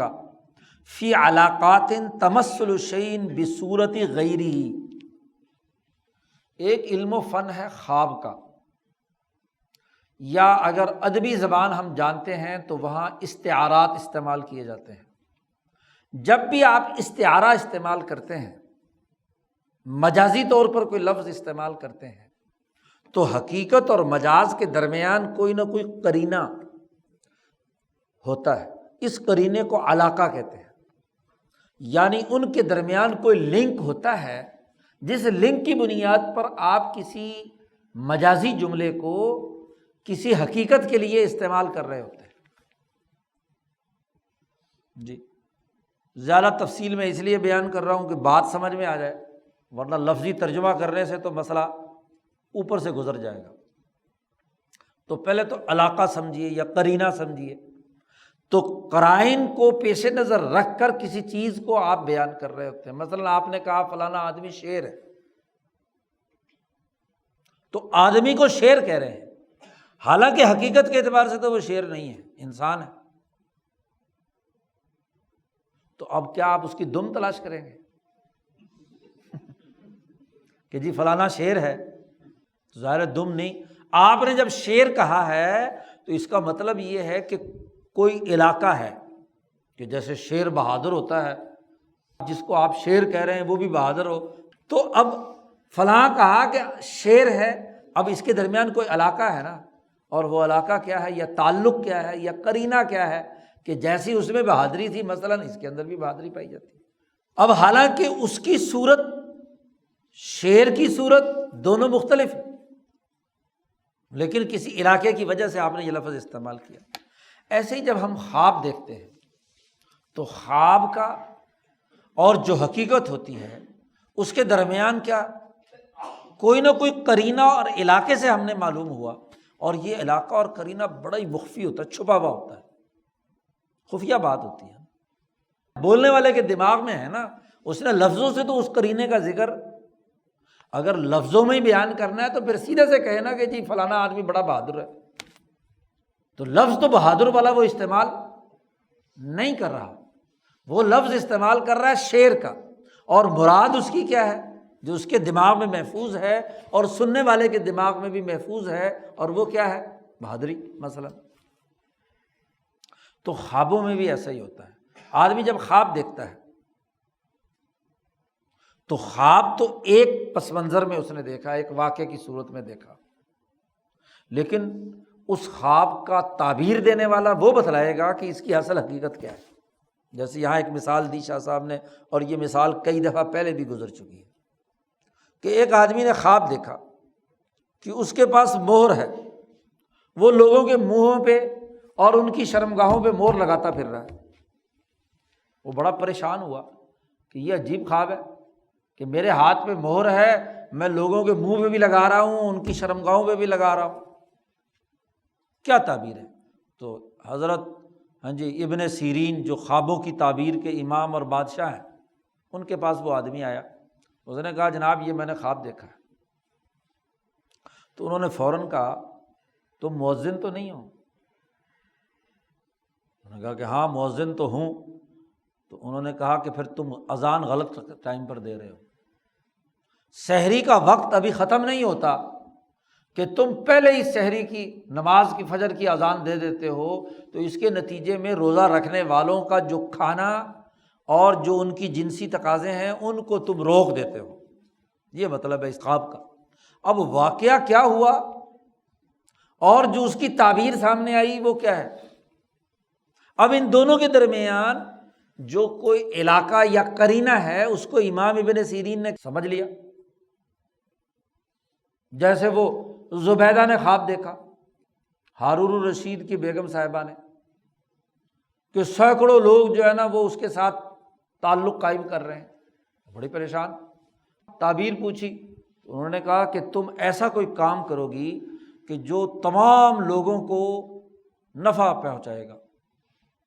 تو نہر زبیدہ اس نے نکالی، عرفات کے میدان اور مزدلفہ اور منی میں پانی کی بڑی قلت تھی، تو دور کے پہاڑوں سے ایک نہر نکالی، اس نے منی اور مزدلفہ تک، لوگ اس میں سے پانی اب تک استعمال ہوتی رہی۔ ابھی جب 2010 میں ہم گئے تھے تو ہم نے عرفات سے آتے ہوئے وہ نہر دیکھی، ابھی بھی کھالے کی طرح کی وہ نہر ہے، اب تو وہ اکثر جگہوں سے ٹوٹ پھوٹ گئی۔ تو صدیوں تک وہ ابھی تک چلتی رہی، کہاں ہارون رشید کا زمانہ ہے 1100 سال ہو گیا، تو اس پانی سے تمام حاجیوں نے، دنیا بھر کے حاجی وہاں منی مزدلفہ میں آتے ہیں، تو وہ اس سے استفادہ کرتے رہے۔ اب خواب کچھ اور دیکھا اور حقیقت کیا تھی؟ کچھ اور تھی۔ تو شاہ صاحب نے کہا کتمثل منع الناس عن السحور فی صورت الختم علی الافواہ، کہ جیسے لوگوں کو روکنا سحری کے کھانے سے اس صورت میں کہ اس کے ہاتھ میں مہر ہے وہ لوگوں کے منہ پر لگا رہا ہے۔ فإن الختم شبح المنع عند القوم، مہر جو ہوتی ہے کسی بات کے مکمل ہونے کے بعد لگتی ہے، اور مہر لگنے کے بعد آگے کوئی تحریر نہیں ہو سکتی۔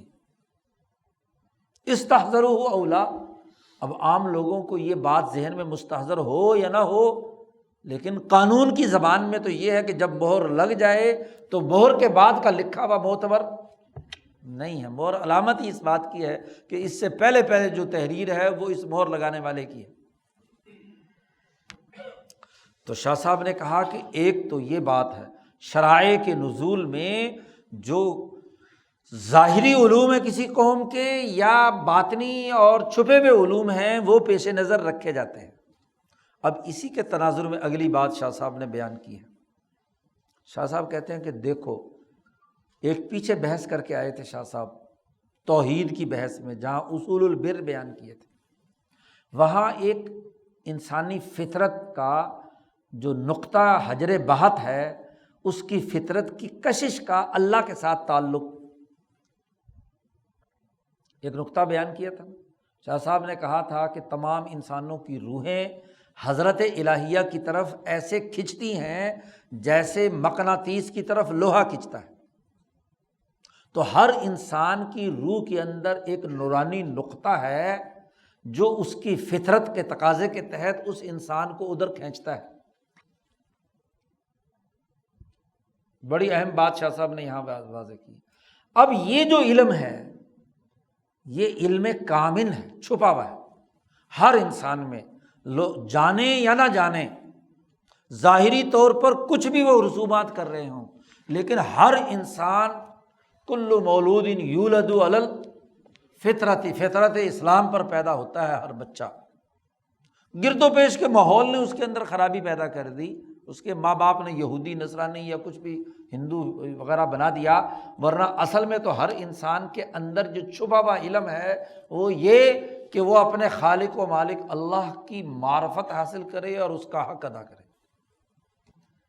تو شاہ صاحب نے کہا یہ علم کامن ہے۔ تو شریعت نے اپنے قوانین اور ضابطے بیان کرتے وقت صرف علوم ظاہری کو سامنے نہیں رکھا، وہ بھی رکھے جاتے ہیں، اور اس کے ساتھ ساتھ وہ علم باطنی جو ہر انسان کے اندر نقطہ نورانی کی شکل میں موجود ہے، اصل فطرت کے تقاضے کے اعتبار سے اس کو بھی سامنے رکھا ہے۔ خدا پرستی، تو تمام دنیا بھر کے انسانوں میں خدا پرستی کا جذبہ اصلاً فطرتاً موجود ہے علم کامن کے طور پر۔ وحق اللہ علی عبادہ فی الاصل، اصل میں انسانی مخلوق میں اللہ کے بندوں پر اللہ کا یہ حق کہ وہ اس کی تعظیم کرتا ہے، انتہا درجے کی تعظیم۔ دنیا کے تمام مذاہب، تمام معاشروں میں جس کو ایک سپیریئر طاقت مانتے ہیں تو اس کی کیا ہے، اعلیٰ درجے کی تعظیم کرتے ہیں کہ نہیں؟ چاہے اسے رام رکھ لیں، گاڈ رکھ لیں، ہاں جی، خدا رکھ لیں، اللہ رکھ لیں، کچھ بھی نام اس کو دے دیں، نیچر کہیں اس کو، کچھ بھی کہیں، جس کو وہ کہتے ہیں سلسلہ معلومات میں جو دی اینڈ ہے، ختم ہو گیا، اس سے آگے کچھ نہیں، کائنات بنانے والا، کائنات کا سسٹم چلانے والا، جس کے نزدیک جو بھی ہے اس کی وہ اعلیٰ درجے کی تعظیم کرتا ہے یا نہیں کرتا؟ تو شاہ صاحب کہتے ہیں کہ بالکل بے عینی ہی شریعت کے قوانین اور ضابطوں میں جو چیزیں پیش نظر رکھی گئیں ان میں اس بات کا، اس علم کامن کا یعنی خدا پرستی کا لحاظ رکھا گیا۔ اور دوسری بڑی بنیادی بات علوم ظاہرہ کے حوالے سے، دنیا بھر کے تمام قوانین میں انسانی معاشرہ یعنی انسان دوستی، جس کو ہم انسان دوستی کہتے ہیں، انسان دوستی کے پہلو سے ہی کیا قوانین بنائے جاتے ہیں نا۔ کیا کوئی دنیا کی کوئی قوم ہے جو اپنے لیے قوانین اور ضابطے طے کرے اور وہ انسانیت اس کے پیش نظر نہ ہو؟ انسانوں کو تباہ و برباد بنانے کے لیے قانون بنائے جاتے ہیں یا پروسیجر طے کیے جاتے ہیں؟ نہیں۔ والواجب فیما بین الناس، اسی طرح لوگوں کے درمیان یہ بات بھی واجب ہے کہ وہ جو قوانین اور ضابطے بناتے ہیں، جس کے لیے وہ اٹھ کھڑے ہوتے ہیں، وہ مصلحت التعلیف والتعاون، کہ لوگوں کے درمیان باہم محبت پیدا ہو اور وہ ایک دوسرے کے ساتھ کیا کریں، تعاون کریں، اور کوئی کسی کو تکلیف نہ پہنچائے۔ ہاں اذا امر به الرأی الکلی، اصولی طور پر یہ کہ انسانوں کو تکلیف نہ پہنچے۔ ہاں اگر کوئی اجتماعی تقاضا یہ کہتا ہے کہ کسی انسان کو تکلیف پہنچانی ہے، مثلا قاتل کو بدلے میں قتل کرنا ہے یا چور کے ہاتھ کاٹنے یا اس کو کوئی بھی سزا دینی ہے، تو دنیا کا ہر معاشرہ جھوٹے کو، مجرم کو سزا دیتا ہے یا نہیں؟ اجتماعی مفاد کی وجہ سے۔ ونحو ذالک، اب یہ دوسری مثال جو ہے یعنی انسانی حقوق کے تناظر میں مصلحت التعلیف والتعاون، یہ عادات ہاں جی یہاں ان کی جو دماغ میں موجود ہے اصل فطرت میں، ہاں جی اس کو بیان کر دیا شاہ صاحب نے کہ جو ان کے دماغوں میں عادات محفوظ تھیں، کامنہ تھیں یا بارزہ تھیں۔ شاہ صاحب نے کہا اسی بنیاد پر وَلِذَالِکَ کہ جب علوم ظاہرہ اور علوم باطنہ یا کامنہ دونوں کا لحاظ رکھا جاتا ہے کسی بھی حکم کے جاری کرنے میں، اس کی بنیاد پر 5 مثالیں شریعت کی بیان کی ہیں کہ علوم کا لحاظ رکھ کر ہی شرعی قانون اور ضابطے یا سزا و جزا کا ذات باری تعالیٰ کی نسبت سے قانون شریعت نے یہ بیان کیے۔ مثلاً ایک مثال دی ہے کالذی وقع علی امرأۃ یعلم انہا اجنبیہ وقد ارخی بینہ وبین اللہ حجاب وکتب ذلک من اجترائہ علی اللہ وان کانت امرأتہ فی الحقیقہ۔ اگر کسی آدمی نے کسی عورت سے تعلق قائم کیا یہ جانتے بوجھتے ہوئے یا اس کا خیال یہ ہے کہ یہ ایک اجنبی عورت ہے، یعنی میرے لیے میری بیوی نہیں ہے، اور وہ اس حرام کاری کے ارتکاب پر تیار ہو گیا تو اس کے درمیان اور اللہ کے درمیان حجاب آ گیا، پردہ آ گیا، اور یہ اللہ کے خلاف اس کی جرت اور اس کی ہتک امیزی شمار ہوگی، اگرچہ اندھیرے میں اگر اس عورت سے تعلق قائم کیا اور اگرچہ وہ حقیقت میں اس کی بیوی کیوں نہ ہو، یعنی بیوی سے تعلق کو اجنبیہ سمجھ کر تعلق قائم کیا تو مجرم شمار ہوگا۔ لیکن اگر اس کے بالعکس الٹی بات ہو تو شاہ صاحب نے اس کی مثال بھی دی کہ والذی وقع علی اجنبیۃ وہو یعلم انہا امرأۃ، اندھیرے میں نہیں معلوم ہو سکا، اس نے سمجھا یہ میری بیوی ہے چارپائی پہ لیٹی ہوئی، اس کے ساتھ تعلق قائم کیا بیوی سمجھ کر، تھی غیر بیوی، تو اللہ اور اس کے درمیان وہ کیا ہے؟ معذور ہے، کیونکہ اس نے اس جرم کو حکم کی ہتک کرنے کے تناظر میں نہیں کیا۔ یہ الگ بات ہے کہ ظاہری قانون میں کیا ہوتا ہے، لیکن اللہ کی نسبت سے یعنی اس کے دماغ میں جو چیز موجود تھی، تو جو فساد کی حالت ہے وہ یہ کہ وہ اجنبیہ ہونے کے باوجود یعنی اس کے لیے حلال نہیں تھی اور اس نے تعلق قائم کیا، تو گویا کہ وہ اللہ کے قانون کو توڑ رہا ہے نا، گو وہ اس کی اپنی بیوی کیوں نہ ہو، حتیٰ کہ بیوی سے تعلق میں اس کے دماغ کے خیال میں کوئی اور عورت ہے اور اس عورت کے تناظر میں وہ سارے کام کر رہا ہے تو غلط کام کر رہا ہے، اللہ کے حکم کو توڑنا چاہتا ہے، اللہ کے نقطۂ نظر سے حجاب آ گیا، رکاوٹ آ گئی، اس نے غلط کام کیا۔ تو اس کا مطلب یہ ہے کہ جو اس کے خیال میں چیز ہے پہلے مسئلے میں وہ اللہ کا ایک حکم توڑ رہا ہے تو مجرم ہے، اور دوسرے معاملے کے اندر وہ اللہ کا حکم نہیں توڑ رہا، اللہ نے جس چیز کو حلال قرار دیا تھا وہ کر رہا ہے، لیکن حقیقت کچھ اور نہیں ہو رہی ہے، تو دونوں صورتوں کی جو نوعیت ہے وہ کیا ہے؟ بدل جائے گی۔ ایسے ہی ایک اور دوسری مثال دی، کسی آدمی نے روزے کی نظر مانی اور ایک آدمی نے نظر نہیں مانی، جس نے نظر مانی اور روزہ نہیں رکھا تو مجرم ہے، کیونکہ ایک چیز اس نے اپنے اوپر لاگو کی، ایک عہد کیا اور وہ پورا نہیں کر رہا تو مجرم ہے، اور ایک آدمی جس نے نظر نہیں مانی وہ مرضی ہے روزہ رکھے نہ رکھے، اس پر کوئی پابندی نہیں، تو فرد کے ارادے اور عزائم یا نیت کے بدلنے سے چیز کی نوعیت کیا ہو گئی؟ بدل گئی۔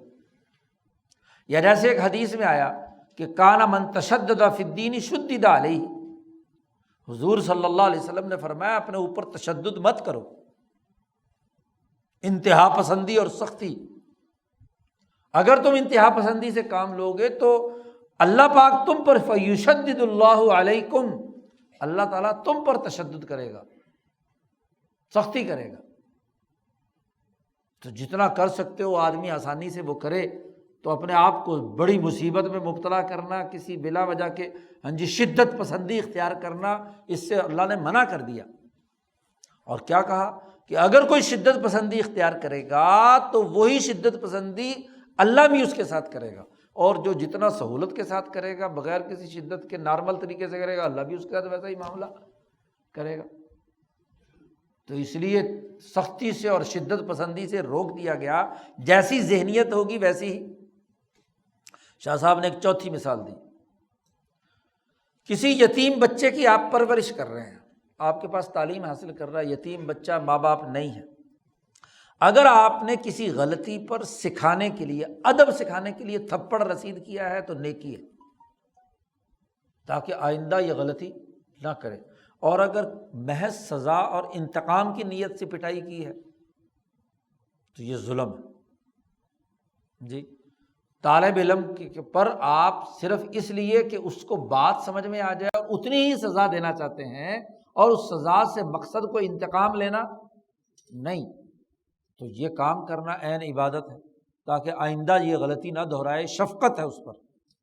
لیکن اگر کیا ہے، آپ وہاں کہیں گے جی چونکہ میں نے پہلے قاریوں سے بڑی مار کھائی ہے تو میں نے اپنے شاگردوں پہ اپنا سارا غصہ اتارنا ہے، جی، تو یہ انتقام ہے اور یہ جرم ہے، اس کی سزا ہے۔ فقہا نے اس کی سزا لکھی ہے کہ اگر کوئی انتقامی کارروائی اپنے طلباء کے خلاف کرتا ہے تو جس چیز سے اس نے طالب علم کو پیٹا ہے، جج کا کام ہے کہ اس کو اسی سے پٹائی کروائے، جی، اس کی سزا بدلہ ہے، مقاصہ ہے۔ آپ کو وہ حدیث تو یاد ہے نا کہ جب حضور صلی اللہ علیہ وسلم کا مرض الموت ہے، آپ صلی اللہ علیہ وسلم نے صحابہ سے کہا کہ جی بات یہ ہے کہ کسی کے ساتھ میں نے زیادتی کی ہو تو وہ مجھے معاف کر دے۔ ایک صحابی نے کہا جی آپ نے مجھے چھڑی ماری تھی، میں تو معاف نہیں کرتا۔ انہوں نے کہا لو چھڑی لو، اور اب صحابہ سارے گھور رہے ہیں اس کو، تو یہ چھڑی لو اور اپنا بدلہ لے لو ابھی دنیا میں۔ اس نے کہا جی آپ نے میرے ننگے بدن پہ ماری تھی، آپ بھی اپنا پیٹ ننگا کریں۔ حضور نے اپنا کرتا مبارک اٹھایا تو اس نے آ کر حضور کا جسم مبارک چوم لیا۔ تو اب پہلے تو لوگ ناراض ہو رہے تھے کہ بھئی یہ کیا حرکت کر رہا ہے، حضور سے بدلہ لینا چاہتا ہے، لیکن وہاں اس کا مقصد کچھ اور تھا، تو بدلے کے لیے پیش تو کیا نا حضور نے اپنے آپ کو۔ اگر حضور بھی اپنے آپ کو اپنے بدلے کے لیے پیش کریں تو کیا استاد صاحب کو، قاری صاحب کو نہیں پیش ہونا؟ ایسی پانچویں مثال دی کہ کان المخطی والناسی معفوا عنہما فی کثیر من الاحکام، غلطی یا نسیان یا بھول چوک کر کوئی جو کام ہو جاتا ہے، بہت سارے احکامات میں کیا ہے، معاف ہوتا ہے۔ جیسے رمضان میں روزہ یاد نہیں تھا، بھول کر کھا لیا تو اس کے لیے کوئی معاملہ نہیں، کیونکہ اس نے اپنے ارادے سے یہ کام نہیں کیا۔ لیکن جو جان بوجھ کر کھائے اور روزہ توڑے تو اس کے اوپر سخت سزا۔ تو شاہ صاحب نے یہ تمام چیزیں بیان کرنے کے بعد کہا فہذا الاصل یتلقاہ، یہ وہ اصل ہے جو قوم کے علوم کے حوالے سے پیش نظر رکھی جاتی ہے، اور ان کی جو چھپی ہوئی عادتیں یا ظاہری عادات ہیں ان کو پیش نظر رکھا جاتا ہے۔ فیتشخص الشرائع فی حقہم حسب ذالک، شریعت کا جو تشخص ہے، اس کا ظاہری ڈھانچہ ہے، وہ ان لوگوں کے ان علوم کی بنیاد پر متعین ہوتا ہے، پروسیجر اس کے مطابق طے کیے جاتے ہیں۔ شاہ صاحب ایک اور اگلی بات بھی اگلے عالم میں بیان کر رہے ہیں۔ یہ ایک دوسرا عالم تھا جس کا ایک بنیادی یعنی پہلی نوع کے، ابھی بات چل رہی ہے، دو انواع بیان کی تھی نا، ان میں سے یہ پہلی نوع پروسیجر کے طے کرنے کی ہے جو امر طبیعی ہے۔ اس کی ذیل کے اندر دو مزید علمی قاعدے اور ضابطے بیان کر رہے ہیں کہ شرائع میں عام لوگوں کے علوم اور عادات کو پہلے پیش نظر رکھا جاتا ہے قانون سازی کرتے وقت، پھر وہ آہستہ آہستہ کیا ہے، خاص لوگوں کے لیے بھی، خاص دائرے کے اندر بھی وہ متعین ہو جاتا ہے۔ شاہ صاحب کہتے ہیں وعلم، یہ بھی جان لینا چاہیے کہ ان کثیر من العادات والعلوم الکامنۃ یتفق فیہا العرب والعجم وجمیع سکان الاقالیم المعتدلہ واہل الامزجۃ القابلہ للاخلاق الفاضلہ۔ اکثر عادات اور علوم ایسے ہیں دنیا بھر میں جو چھپے ہوئے ہیں اس پر تمام عرب و عجم کا اتفاق، جیسے پہلے ارتفاقات کی بحث میں شاہ صاحب نے ان کی نشاندہی کی ہے، اور تمام مہذب اور معتدل علاقوں میں بسنے والے اور اعلیٰ اخلاق کو حاصل کرنے والے صاحب مزاج لوگ اس پر متفق ہیں۔ جیسے مثلا آپ دیکھیے کہ کسی کے ہاں بھی کوئی میت ہو جائے تو دنیا بھر کے تمام انسان غم کا اظہار کرتے ہیں، غم کی عادت ہے نا، طریقہ کار الگ الگ ہو جاتا ہے، لیکن اس بات پہ تو متفق ہے نا کہ تمام لوگوں میں اگر کوئی فوتگی ہو جائے تو سب کو غم لاحق ہوتا ہے۔ کل حزن لمیتہم اور وہ استحباب الرفق بھی، اور پھر اس میت کے ساتھ نرمی، نلانا دلانا، اس کو اعزاز و اکرام کے ساتھ اس کو نظروں سے اوجھل کرنا، اور لوگ جو ہیں اس کے گھر والوں کے ساتھ کیا ہے نرمی سے پیش آتے ہیں۔ یا جیسے یہ عادت کہ دنیا بھر کی تمام اقوام عرب و عجم ہوں، وہ اپنے حسب و نسب پر فخر کرتے ہیں۔ یہ فخر کرنا ایک ایسی عادت ہے جو کامن ہے تمام میں، انگریزی والا کامن ہے، عربی والا کامن نہیں ہے، تو یہ تمام کے ہاں عمومی ہے۔ یا جیسے نیند کے بارے میں شاہ صاحب نے کہا نیند کی عادت، اس کا استثناء پاکستانیوں کا ضرور ہے،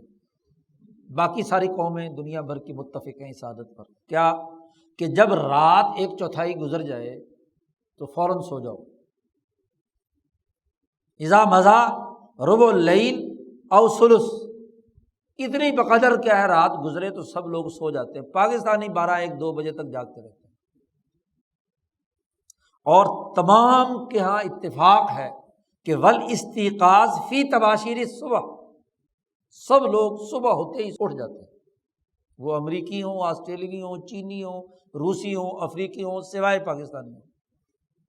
یہ 11 بجے تک سوتے رہتے ہیں جی، اللہ ماشاء اللہ جنہوں نے کوئی ڈیوٹی پہ یہ جانا ہے یا جن کو نماز پڑھنے کی عادت ہے۔ 22 کروڑ میں سے کتنے نماز پڑھتے ہیں؟ فجر میں ساری مسجدوں کا جائزہ لے لو تو 2 4 5 10 نمازی ہوتے ہیں جی، عشاء میں بھری ہوئی ہوگی مسجد، اور فجر میں ایک صف بھی بڑی مشکل سے ہوگی، جبکہ سارے چینی صبح 4 بجے اٹھے ہوئے ہوتے ہیں، اس لیے کہ 7 بجے سو جاتے ہیں۔ تو شاہ صاحب کہتے ہیں تمام لوگوں کے ہاں یہ بات متفق علیہ ہے، الی غیر ذالک مما اومأنا الیہ فی الارتفاقات، ارتفاقات کی بحث میں ہم نے ان تمام کی ایک فہرست بیان کی تھی وہاں کہ یہ باتیں ہیں جو تمام اقوام میں متفق ہیں۔ فتلک العادات والعلوم احق الاشیاء بالاعتبار، اب سب سے پہلے وہ عادات و اطوار جو تمام انسانوں میں متفقہ ہیں، سب سے پہلے قانون سازی میں انہیں سامنے رکھا جاتا ہے جو تمام کی مشترکات میں سے، پھر اس کے بعد ان عادات اور عقائد کو سامنے رکھا جاتا ہے جن کی طرف وہ نبی مبعوث ہوا ہے جی، کہ ان کی عادات و اطوار کیا ہے۔ مثلا قریش کی طرف مبعوث ہوئے ہیں تو قریش کی عادات و اطوار کو سامنے ثانوی درجے پہ رکھا جائے گا، پہلے درجے پہ کل انسانیت کے متفقہ عادات و اطوار کو سامنے رکھا جائے گا۔ فتعتبر ذلک ایضا، اسی کو قرآن نے کہا قد جعل اللہ لکل شیء قدرا، اللہ پاک نے ہر چیز کی ایک قدر اور مقدار متعین کی ہے، ایک جو عمومی قانون ہے اس کی بنیادی روح کو سامنے رکھیں، اور دوسرا کسی قوم کے مخصوص عادات و اطوار کو سامنے رکھیں۔ یہی فرق ہے جی ہندوستان اور اس بر عظیم پاک و ہند میں اسلام کے پھیلنے کا جی، کہ یہاں صوفیاء نے یہاں کے مزاج کو سامنے رکھا۔ مولانا سندھی نے اسی بنیاد پر تجزیہ کیا ہے، اگر آپ لوگوں نے تمہید اردو ترجمہ پڑھا ہے وہاں حضرت نے بڑی اہم بات کہی ہے کہ ہندوستان میں اسلام دیر سے کیوں پھیلا، باقی سارے ملکوں میں ایران فتح ہوا سارا مسلمان ہو گیا، ہاں جی، مشرق وسطیٰ فتح ہوا سارا مسلمان ہو گیا، ہندوستان میں اب تک کیوں ہے؟ اس کی وجہ یہ ہے کہ مولانا سندھی نے کہا کہ یہاں جو شروع کے آنے والے فاتحین ہیں انہوں نے یہاں کے مزاج کو سامنے رکھ کر بات نہیں کی۔ ان تمام لوگوں کا علمی مزاج اشراقیت اور کشف کا تھا، اور یہ لوگ جو وہاں سے آئے عرب، خاص طور پر مشرق وسطیٰ، اور یہ لوگ یہ متاثر تھے فلسفہ یونان سے، جہاں ظاہری منطق اور علم جو ہے وہ اس بیانیے کو ترجیح دی جاتی تھی۔ تو یہاں انہوں نے طاقت کے بل بوتے پر حکمرانی کی بات کی، لیکن جب صوفیہ آنا شروع ہوئے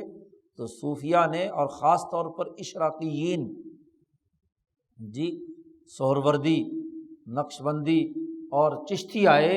تو انہوں نے اس اشراقیہ کے طریقہ کار کو، جو گیان و دھیان کا طریقہ یہاں ہندوؤں کا تھا، اسی گیان و دھیان کے طریقے کے تحت ہی ان کو دعوت و تبلیغ اور اس کے مطابق ان کی عادات و اطوار کو متاثر کیا۔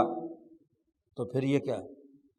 حضرت بابا فرید کے ہاتھ پر مسلمان ہو گئے، خواجہ معین الدین اجمیری کے ہاتھ پہ مسلمان ہو گئے۔ تو اسلام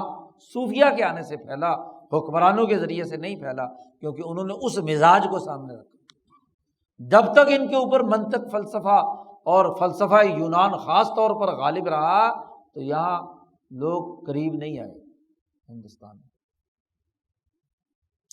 ایک دوسرا اس کے تحت ایک اور ذیلی، اسی پہلی قسم جو ہے قوانین اور احکامات اور شریعت کو نافذ کرنے کا ایک ذیلی ایک اور قانون ضابطہ یہاں بیان کر رہے ہیں کہ اکثر اوقات کوئی بھی نبوت کسی نہ کسی ملت کے ماتحت ہوتی ہے، ملت سے ہٹ کر نہیں ہوتی۔ وعلم، جاننا چاہیے کہ بہت کثرت سے ایسا ہے کہ نبوت ملت کے ماتحت ہوتی ہے۔ جیسے خود اللہ پاک نے فرمایا ہم مسلمانوں کے بارے میں کہ ملت ابیکم ابراہیم، کہ تمہارے باپ ابراہیم کی ملت ہی تمہاری ملت ہے۔ یا جیسے دوسری جگہ پر کہا وَإِنَّ مِن شِيعَتِهِ لَإِبْرَاهِيمَ، کہ انہی کی جماعت میں سے کیا ہے، ابراہیم علیہ السلام تھے، نوح علیہ السلام کی جماعت میں سے۔ تو ہر نبوت اپنے سے پہلے انبیاء کی جو قائم کردہ ملت کی اساسیات کیا ہوتی ہے، یہ سمجھنے کی ضرورت ہے۔ امام شاہ ولی اللہ دہلوی نے البدور البازغہ میں ملت کی اساسیات بیان کی ہے، اور دنیا بھر میں جو ملتیں متعین کی ہیں اب تک وہ 3 ہیں۔ ایک ملت مجوس، ملت یہود و نصارہ، اور ملت حنیفیہ، اس کی ذیلی شقوں میں سے۔ تو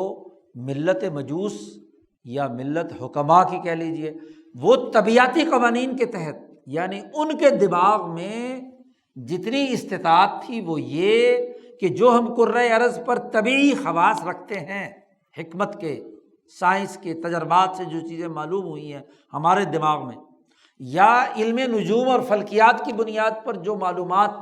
اچھی بری کون سا ستارہ ہمارے لیے مفید ہے اور کون سا مضر ہے، علم نجوم کی تاثیرات کے جو تصورات و خیالات ان کے دماغوں میں محفوظ تھے، انہوں نے اس کے مطابق جو فائدہ مند ستارہ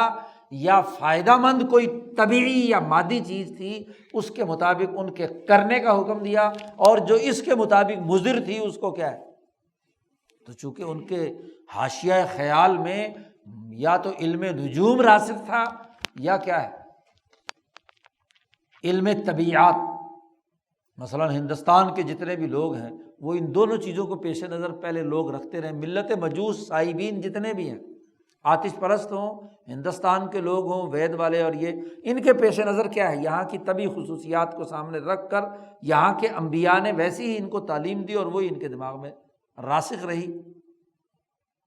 اس لیے جو درخت انسانوں کو فائدہ پہنچاتا ہے طبی خواص کے مطابق، اس کو کاٹنا انتہا حرام ہے۔ پیپل کا درخت مقدس کیوں ہے کہ اس کے پتے یا ہوا انسان کے لیے مفید، یا نیم کے درخت کو اچھا سمجھا جاتا تھا مقدس کس لیے کہ نیم کی جو ہوا ہے وہ صحت مند ہوتی ہے، اینٹی بائیوٹک ہوتی ہے وغیرہ وغیرہ ان کی طبی خواص کے مطابق، یا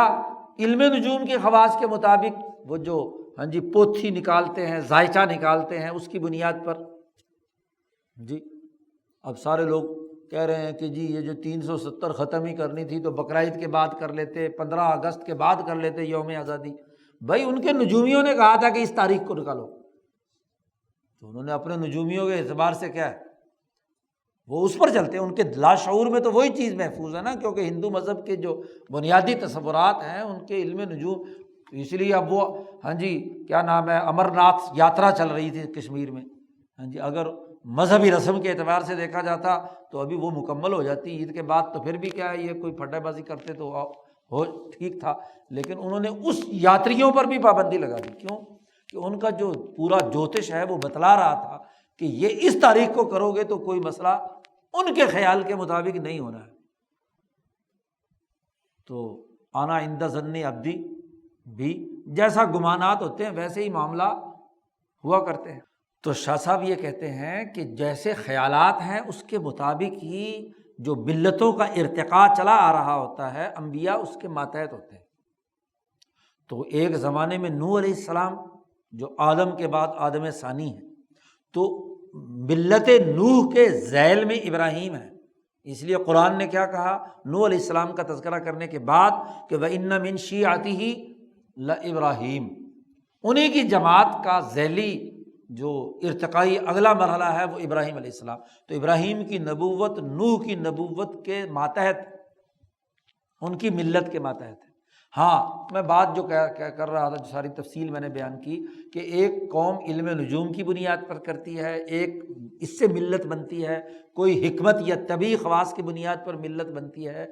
یہ جو ملت اسلام ہے یا انبیاء کی جو ملت اصل رہی ہے، خاص طور پر حنیفی، انہوں نے یہ تمام طبعی یا نجومی خواص سے اوپر اٹھ کر، اس نظام شمسی سے اوپر اٹھ کر تجلیات کا وہ نظام جو ملائے اعلیٰ اور ملائے سافل کی اساس پر ذات باری تعالیٰ کے عرش سے کنٹرول ہو رہا ہے، اس بیانیے پر جو قوانین اور ضابطے بنائے گئے ہیں، جن میں طبعی خواص بھی سامنے رکھے گئے ہیں، جغرافیائی حالات بھی سامنے رکھے گئے ہیں، جتنے پیچھے تفصیلات گزری ہیں، اور اسی کے ساتھ ساتھ پورے نظام شمسی کے اثرات کو بھی سامنے رکھا ہے، سورج کی طلوع و غروب، اور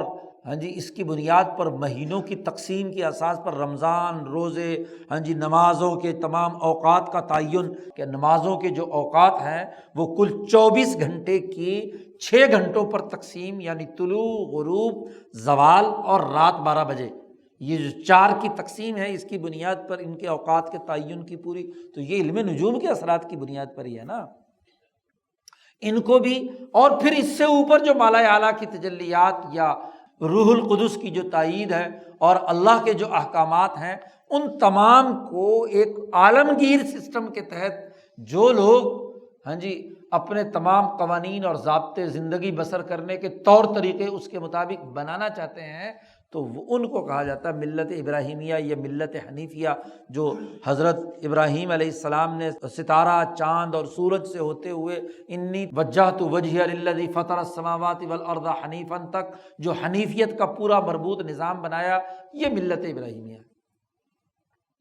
تو ایک مسلمان ان تمام دائروں کو سامنے رکھ کر جب قوانین اور ضابطے بناتا ہے تو اس ملت ابراہیمیہ کے ماتحت ہے اسلام۔ اس لیے حضور صلی اللہ علیہ وسلم سے کہا گیا کہ فاتبع ملت ابراہیم حنیفہ، یا مسلمانوں سے کہا گیا کہ فاتبعوا ملت ابراہیم حنیفہ۔ وسر ذالک، اس کا راز کیا ہے؟ کیوں دنیا بھر کے قوانین کسی پچھلے ارتقائی عالمگیر قانون کے تابع ہوتے ہیں؟ آپ دیکھیے دنیا بھر کے تمام آئین اور دساتیر کا جائزہ لیں، یورپین ملکوں کے لے لو تو وہ روم کے جو قوانین ہیں ان کی اساس پر ہی اگلی قانون سازی، رومن لا اس کو کہتے ہیں، اسی کی ارتقائی شکلیں ہیں نا، اسی کی بنیاد پر منطق گھڑی گئی اور اس کی بنیاد پر قوانین بنائے گئے یورپین تمام ملکوں کے۔ لاطینی جو قوانین اور ضابطے ہیں ان کو پیش نظر رکھا گیا۔ تو پچھلی انسانی تاریخ کے ارتقاء کو سامنے رکھ کر آئین، قانون، دستاویزات، ذیلی ضمنی تمام پروسیجر اسی کے مطابق طے کیے جاتے ہیں۔ ہندوستان کو لے لیجیے جی، یہاں بھی یہی معاملہ ہے۔ اسی طرح جب دین کی بات آئے گی تو جو آدم، نوح، ابراہیم اور اس کے بعد موسیٰ اور عیسیٰ کے زمانے میں جو ارتقاء ہوا ہے،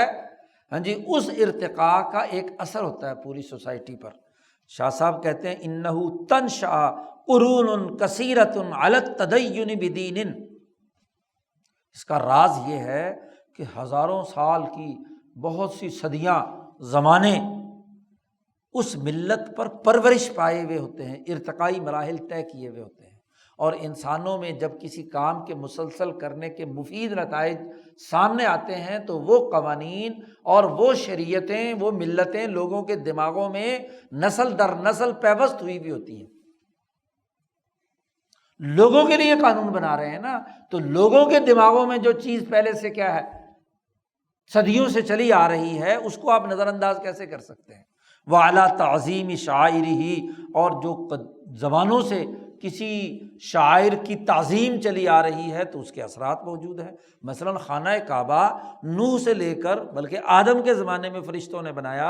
آدم سے لے کر جب آدم اور حوا کی وہاں ملاقات ہوتی ہے اور پہلا گھر بنتا ہے تو اسی زمانے سے مرکز چلا آ رہا ہے۔ اب دنیا کے جتنے بھی مراکز ہیں، جتنے بھی دینی مراکز ہیں، یہ سب بعد کی پیداوار ہے۔ سب سے پہلے اول بیت وضع للناس، سب سے پہلا گھر جو لوگوں کے لیے بنا تھا، انسانیت کے لیے، وہ مکہ تھا، مکہ مکرمہ میں۔ تو وہ مرکز ہونا چاہیے نا جو جس کی تاریخ سب سے اونچی درجے کی ہے۔ اب بیت المقدس لے لو تو اسحاق علیہ السلام کے زمانے میں بنا، ہاں جی۔ اسی طرح اور حضرت شاہ صاحب نے وہاں حج کے اندر مثال دی ہے حجت اللہ میں، ہر دوار کی بات لو تو یہ ہری دوار کب سے ہے؟ 2-3 ہزار سال پہلے سے ہے۔ ہندوؤں کا جو تیرتھ ہے جہاں یہ لوگ جاتے ہیں اپنا مذہبی رسم ادا کرنے کے لیے، تو جتنے بھی مقامات ہیں ان مقامات میں سب سے قدیم ترین، سب سے تاریخی وہ مکہ مکرمہ ہے۔ وتسیر احکام من المشہورات الزائعہ، ان کے تمام احکامات جو ہیں وہ ہوتے ہیں جو ان کے اندر مشہور، جو بدیہیات اولیہ میں سے ہیں۔ بدیہیات اولیہ وہ ہوتی ہیں جن کا کوئی انکار نہیں کرتا، جیسے سورج نکلا ہوا ہو تو اب یہ بدیہی چیز ہے نا، اس کا کون انکار کرے گا؟ دوپہر کا وقت ہو اور اس کے لیے کوئی دلیل کی ضرورت پیش آئے گی؟ نہیں۔ التی لا تکاد تنکر، قریب نہیں ہے کہ آپ اس کا انکار کر سکیں۔ تو نبوت دوسری جو آتی ہے وہ اسی کے ماتحت ہوتی ہے۔ اب کرتی کیا آ کر وہ نبوت جو اگلی آ رہی ہے، وہ کام کرتی ہے لِإِقَامَةِ مَا اعْوَجَّ مِنْهَا، وہ اس چیز کے اندر جو کجی پیدا ہو چکی ہے، یعنی پہلی ملت میں بعد کے لوگوں نے تحریفات کے نتیجے میں، ذیلی ضمنی قوانین کی بھرمار کے نتیجے میں اس کی نوعیت بدل گئی ہوتی ہے تو اس کو ٹھیک کر دیتی ہے، اور جو ان کے ہاں اپنے ربی کی روایات کے اعتبار سے فساد پیدا ہو چکا ہے یا خرابیاں پیدا ہو چکی اختلاط کی وجہ سے تو اس کی اصلاح کرتی ہے۔ چنانچہ وہ اصل جو مشہور احکام ہوتے ہیں ان کی تحقیق و تفتیش کی جاتی ہے، جو سیاست ملیہ کے قاعدوں کے مطابق ہوں انہیں برقرار رکھا جاتا ہے، ان کو کوئی تبدیل نہیں کیا جاتا، بلکہ ان کی دعوت دی جاتی ہے، ان پر ابھارا جاتا ہے۔ جیسے مثلا حج کے موقع پر اللہ نے کہا ثم افیضوا من حیث افاض الناس، جی مکے کے مشرک بھی حج کرتے تھے، لیکن یہ مشرک بڑے بڑے سردار کہاں ہیں؟ مکہ سے نکلے منا پہنچے، منا سے چلے تو مزدلفہ، اور مزدلفہ بھی بڑا احسان سمجھتے تھے کہ ہم نے مزدلفہ گئے، منا میں ہی بس سارا وقت 3 دن گزار کر واپس آ جاتے تھے، اور بیچارے کچھ غریب لوگ جو ہیں کمزور سے وہ عرفات جاتے تھے، حالانکہ جو اصل طریقہ تھا وہ عرفات تک جانے کا تھا۔ تو یہ انہوں نے کجی پیدا کر دی تھی، خرابی، اور وہ کہتے تھے کہ ہم چونکہ سردار ہیں، ہم قریشی ہیں، ہم طاقتور ہیں، ہم کیوں اتنی دور حرم سے باہر جائیں، ہمیں تو حرم کے اندر رہنا ہے۔ بھائی عرفات حرم سے باہر ہے، جہاں مزدلفہ کی سرحد ختم ہوتی ہے وہاں سے عرفات شروع ہوتا ہے، تو حرم مزدلفہ تک ہے، عرفات حرم میں نہیں ہے۔ تو وہ کہتے تھے کہ ہم حرم کے رہنے والے لوگ جو ہیں، ہم کیوں حرم سے باہر جائیں حج کے موقع پہ، وہ بھی اللہ کے لیے۔ یہ تو جو باہر سے لوگ آئے ہیں حرم سے باہر سے، یہ ان کا کام ہے کہ وہ ہماری رعایا ہیں اور وہ جائیں، چونکہ باہر سے آئے ہیں تو باہر ہو کر آئیں۔ تو نبی نے آ کر کیا کہا کہ نہیں، ثم افیضوا من حیث افاض الناس، جہاں باقی لوگ جا رہے ہیں وہاں تمہیں بھی جانا ہے جو حرم کے رہنے والے ہیں، تبھی تمہارا حج مکمل ہوگا، ورنہ تو جو خرابی پیدا ہو چکی تھی اس کو ٹھیک کر دیا۔ سیاست ملیہ کے جو قاعدے تھے، جب ابراہیم عرفات گئے تھے تو تمہیں کیا مسئلہ ہے ابراہیم کی اولاد کو کہ تم نہیں جاتے وہاں؟ اچھا جی، اس کے اندر جو صحیح ہوتا ہے اس میں کوئی تبدیلی نہیں کی جاتی، بلکہ اس صحیح پر ان کو پابند بنایا جاتا ہے، دعوت دی جاتی ہے، ابھارا جاتا ہے۔ اور اگر وما کان سقیمن، اور اگر بہت ہی خرابی پیدا ہو کر تحریف کے دائرے میں ہو تو اس کو بدلا جاتا ہے، لیکن وہ بھی بقدر ضرورت، بقدر الحاجت، جتنی ضرورت ہوتی ہے۔ اور ما کان حریا ان یزادہ، ہاں اگر کسی میں کچھ مزید اضافے کی ضرورت پیش آ رہی ہے، اس کے لائق ہے، حریا لائق ہے، تو پھر اس کے مطابق کیا اس میں اضافہ بھی کر دیا جاتا ہے۔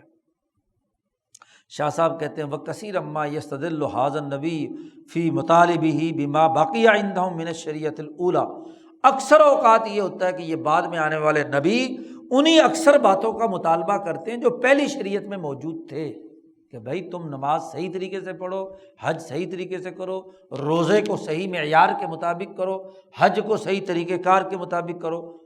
فَيُقَالُ عِندَ ذَلِكَ، اس وقت کہا جاتا ہے کہ یہ نبی فلانے نبی کی ملت میں ہے، یا من شیعتہ، یا اس کی شیعہ میں ہے۔ اور وَكَثِيرًا مَا تَخْتَلِفُ النَّبُوَّاتُ لِاخْتِلَافِ الْمِلَلِ النَّازِلَةِ تِلْكَ النُّبُوَّةُ فِيهَا، نبوتوں میں جو اگر اختلاف بھی ہوتا ہے تو ان ملتوں کے اختلاف کے تناظر میں ہوتا ہے جو اس نبوت کے نازل ہونے کے وقت تھی۔ اب دیکھو ہندوستان کے لوگوں کا مزاج طبیعیات اور فلکیات کے تناظر میں چیزوں کو سمجھنے کا تھا، تو یہاں کے جو آنے والے انبیاء ہیں، کیونکہ ہر جگہ پر انبیاء آئے ہیں، مثلاً رام چندر جی آئے ہیں، کرشن جی مہاراج آئے ہیں، تو انہوں نے آ کر کیا کیا، جیسا یہاں کے لوگوں کی ذہنی سطح تھی ان کی نبوت اسی کے درجے کی تھی،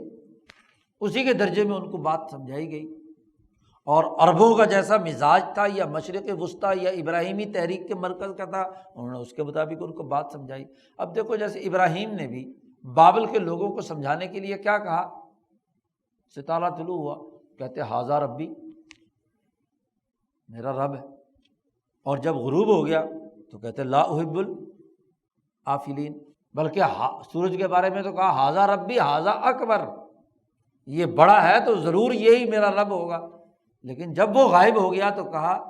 میں گمراہوں میں سے ہو جاتا۔ تو طریقہ تربیت تو جیسی ذہنی سطح ہے اس کے مطابق گفتگو ہوگی۔ یہی مولانا سندھی نے کہا تھا کہ ہندوستان کا ایک مزاج ہے،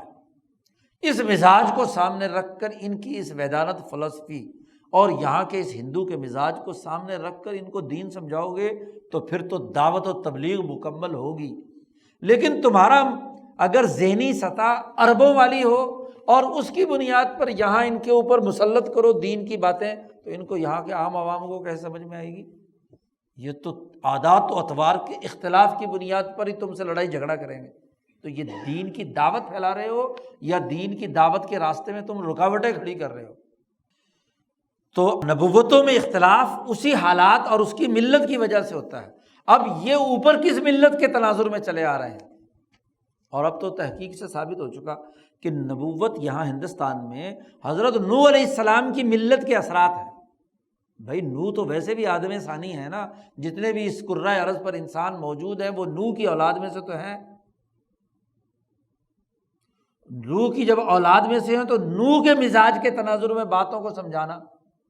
تو اس کے مطابق یہاں ہندوستان کے لوگوں کو باتیں سمجھائی گئی یہاں کے عقلاء نے۔ یہ پہلی قسم ہے،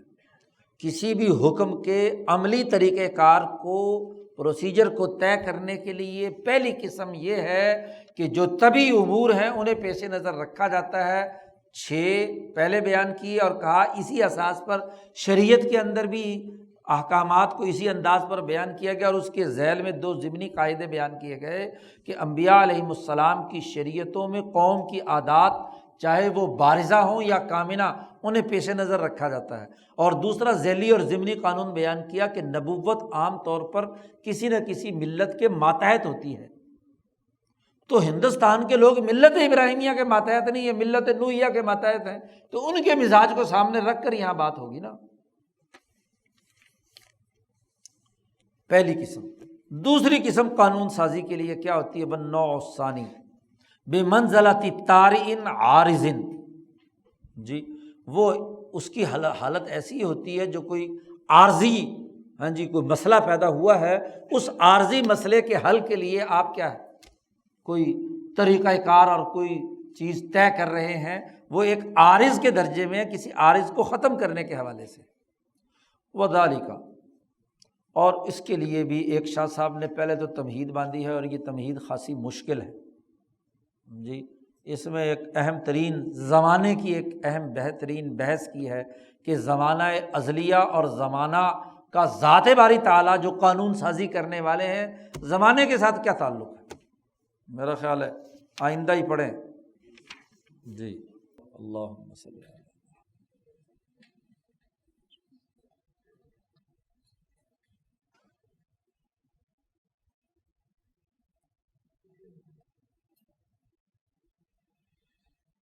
اجمعین۔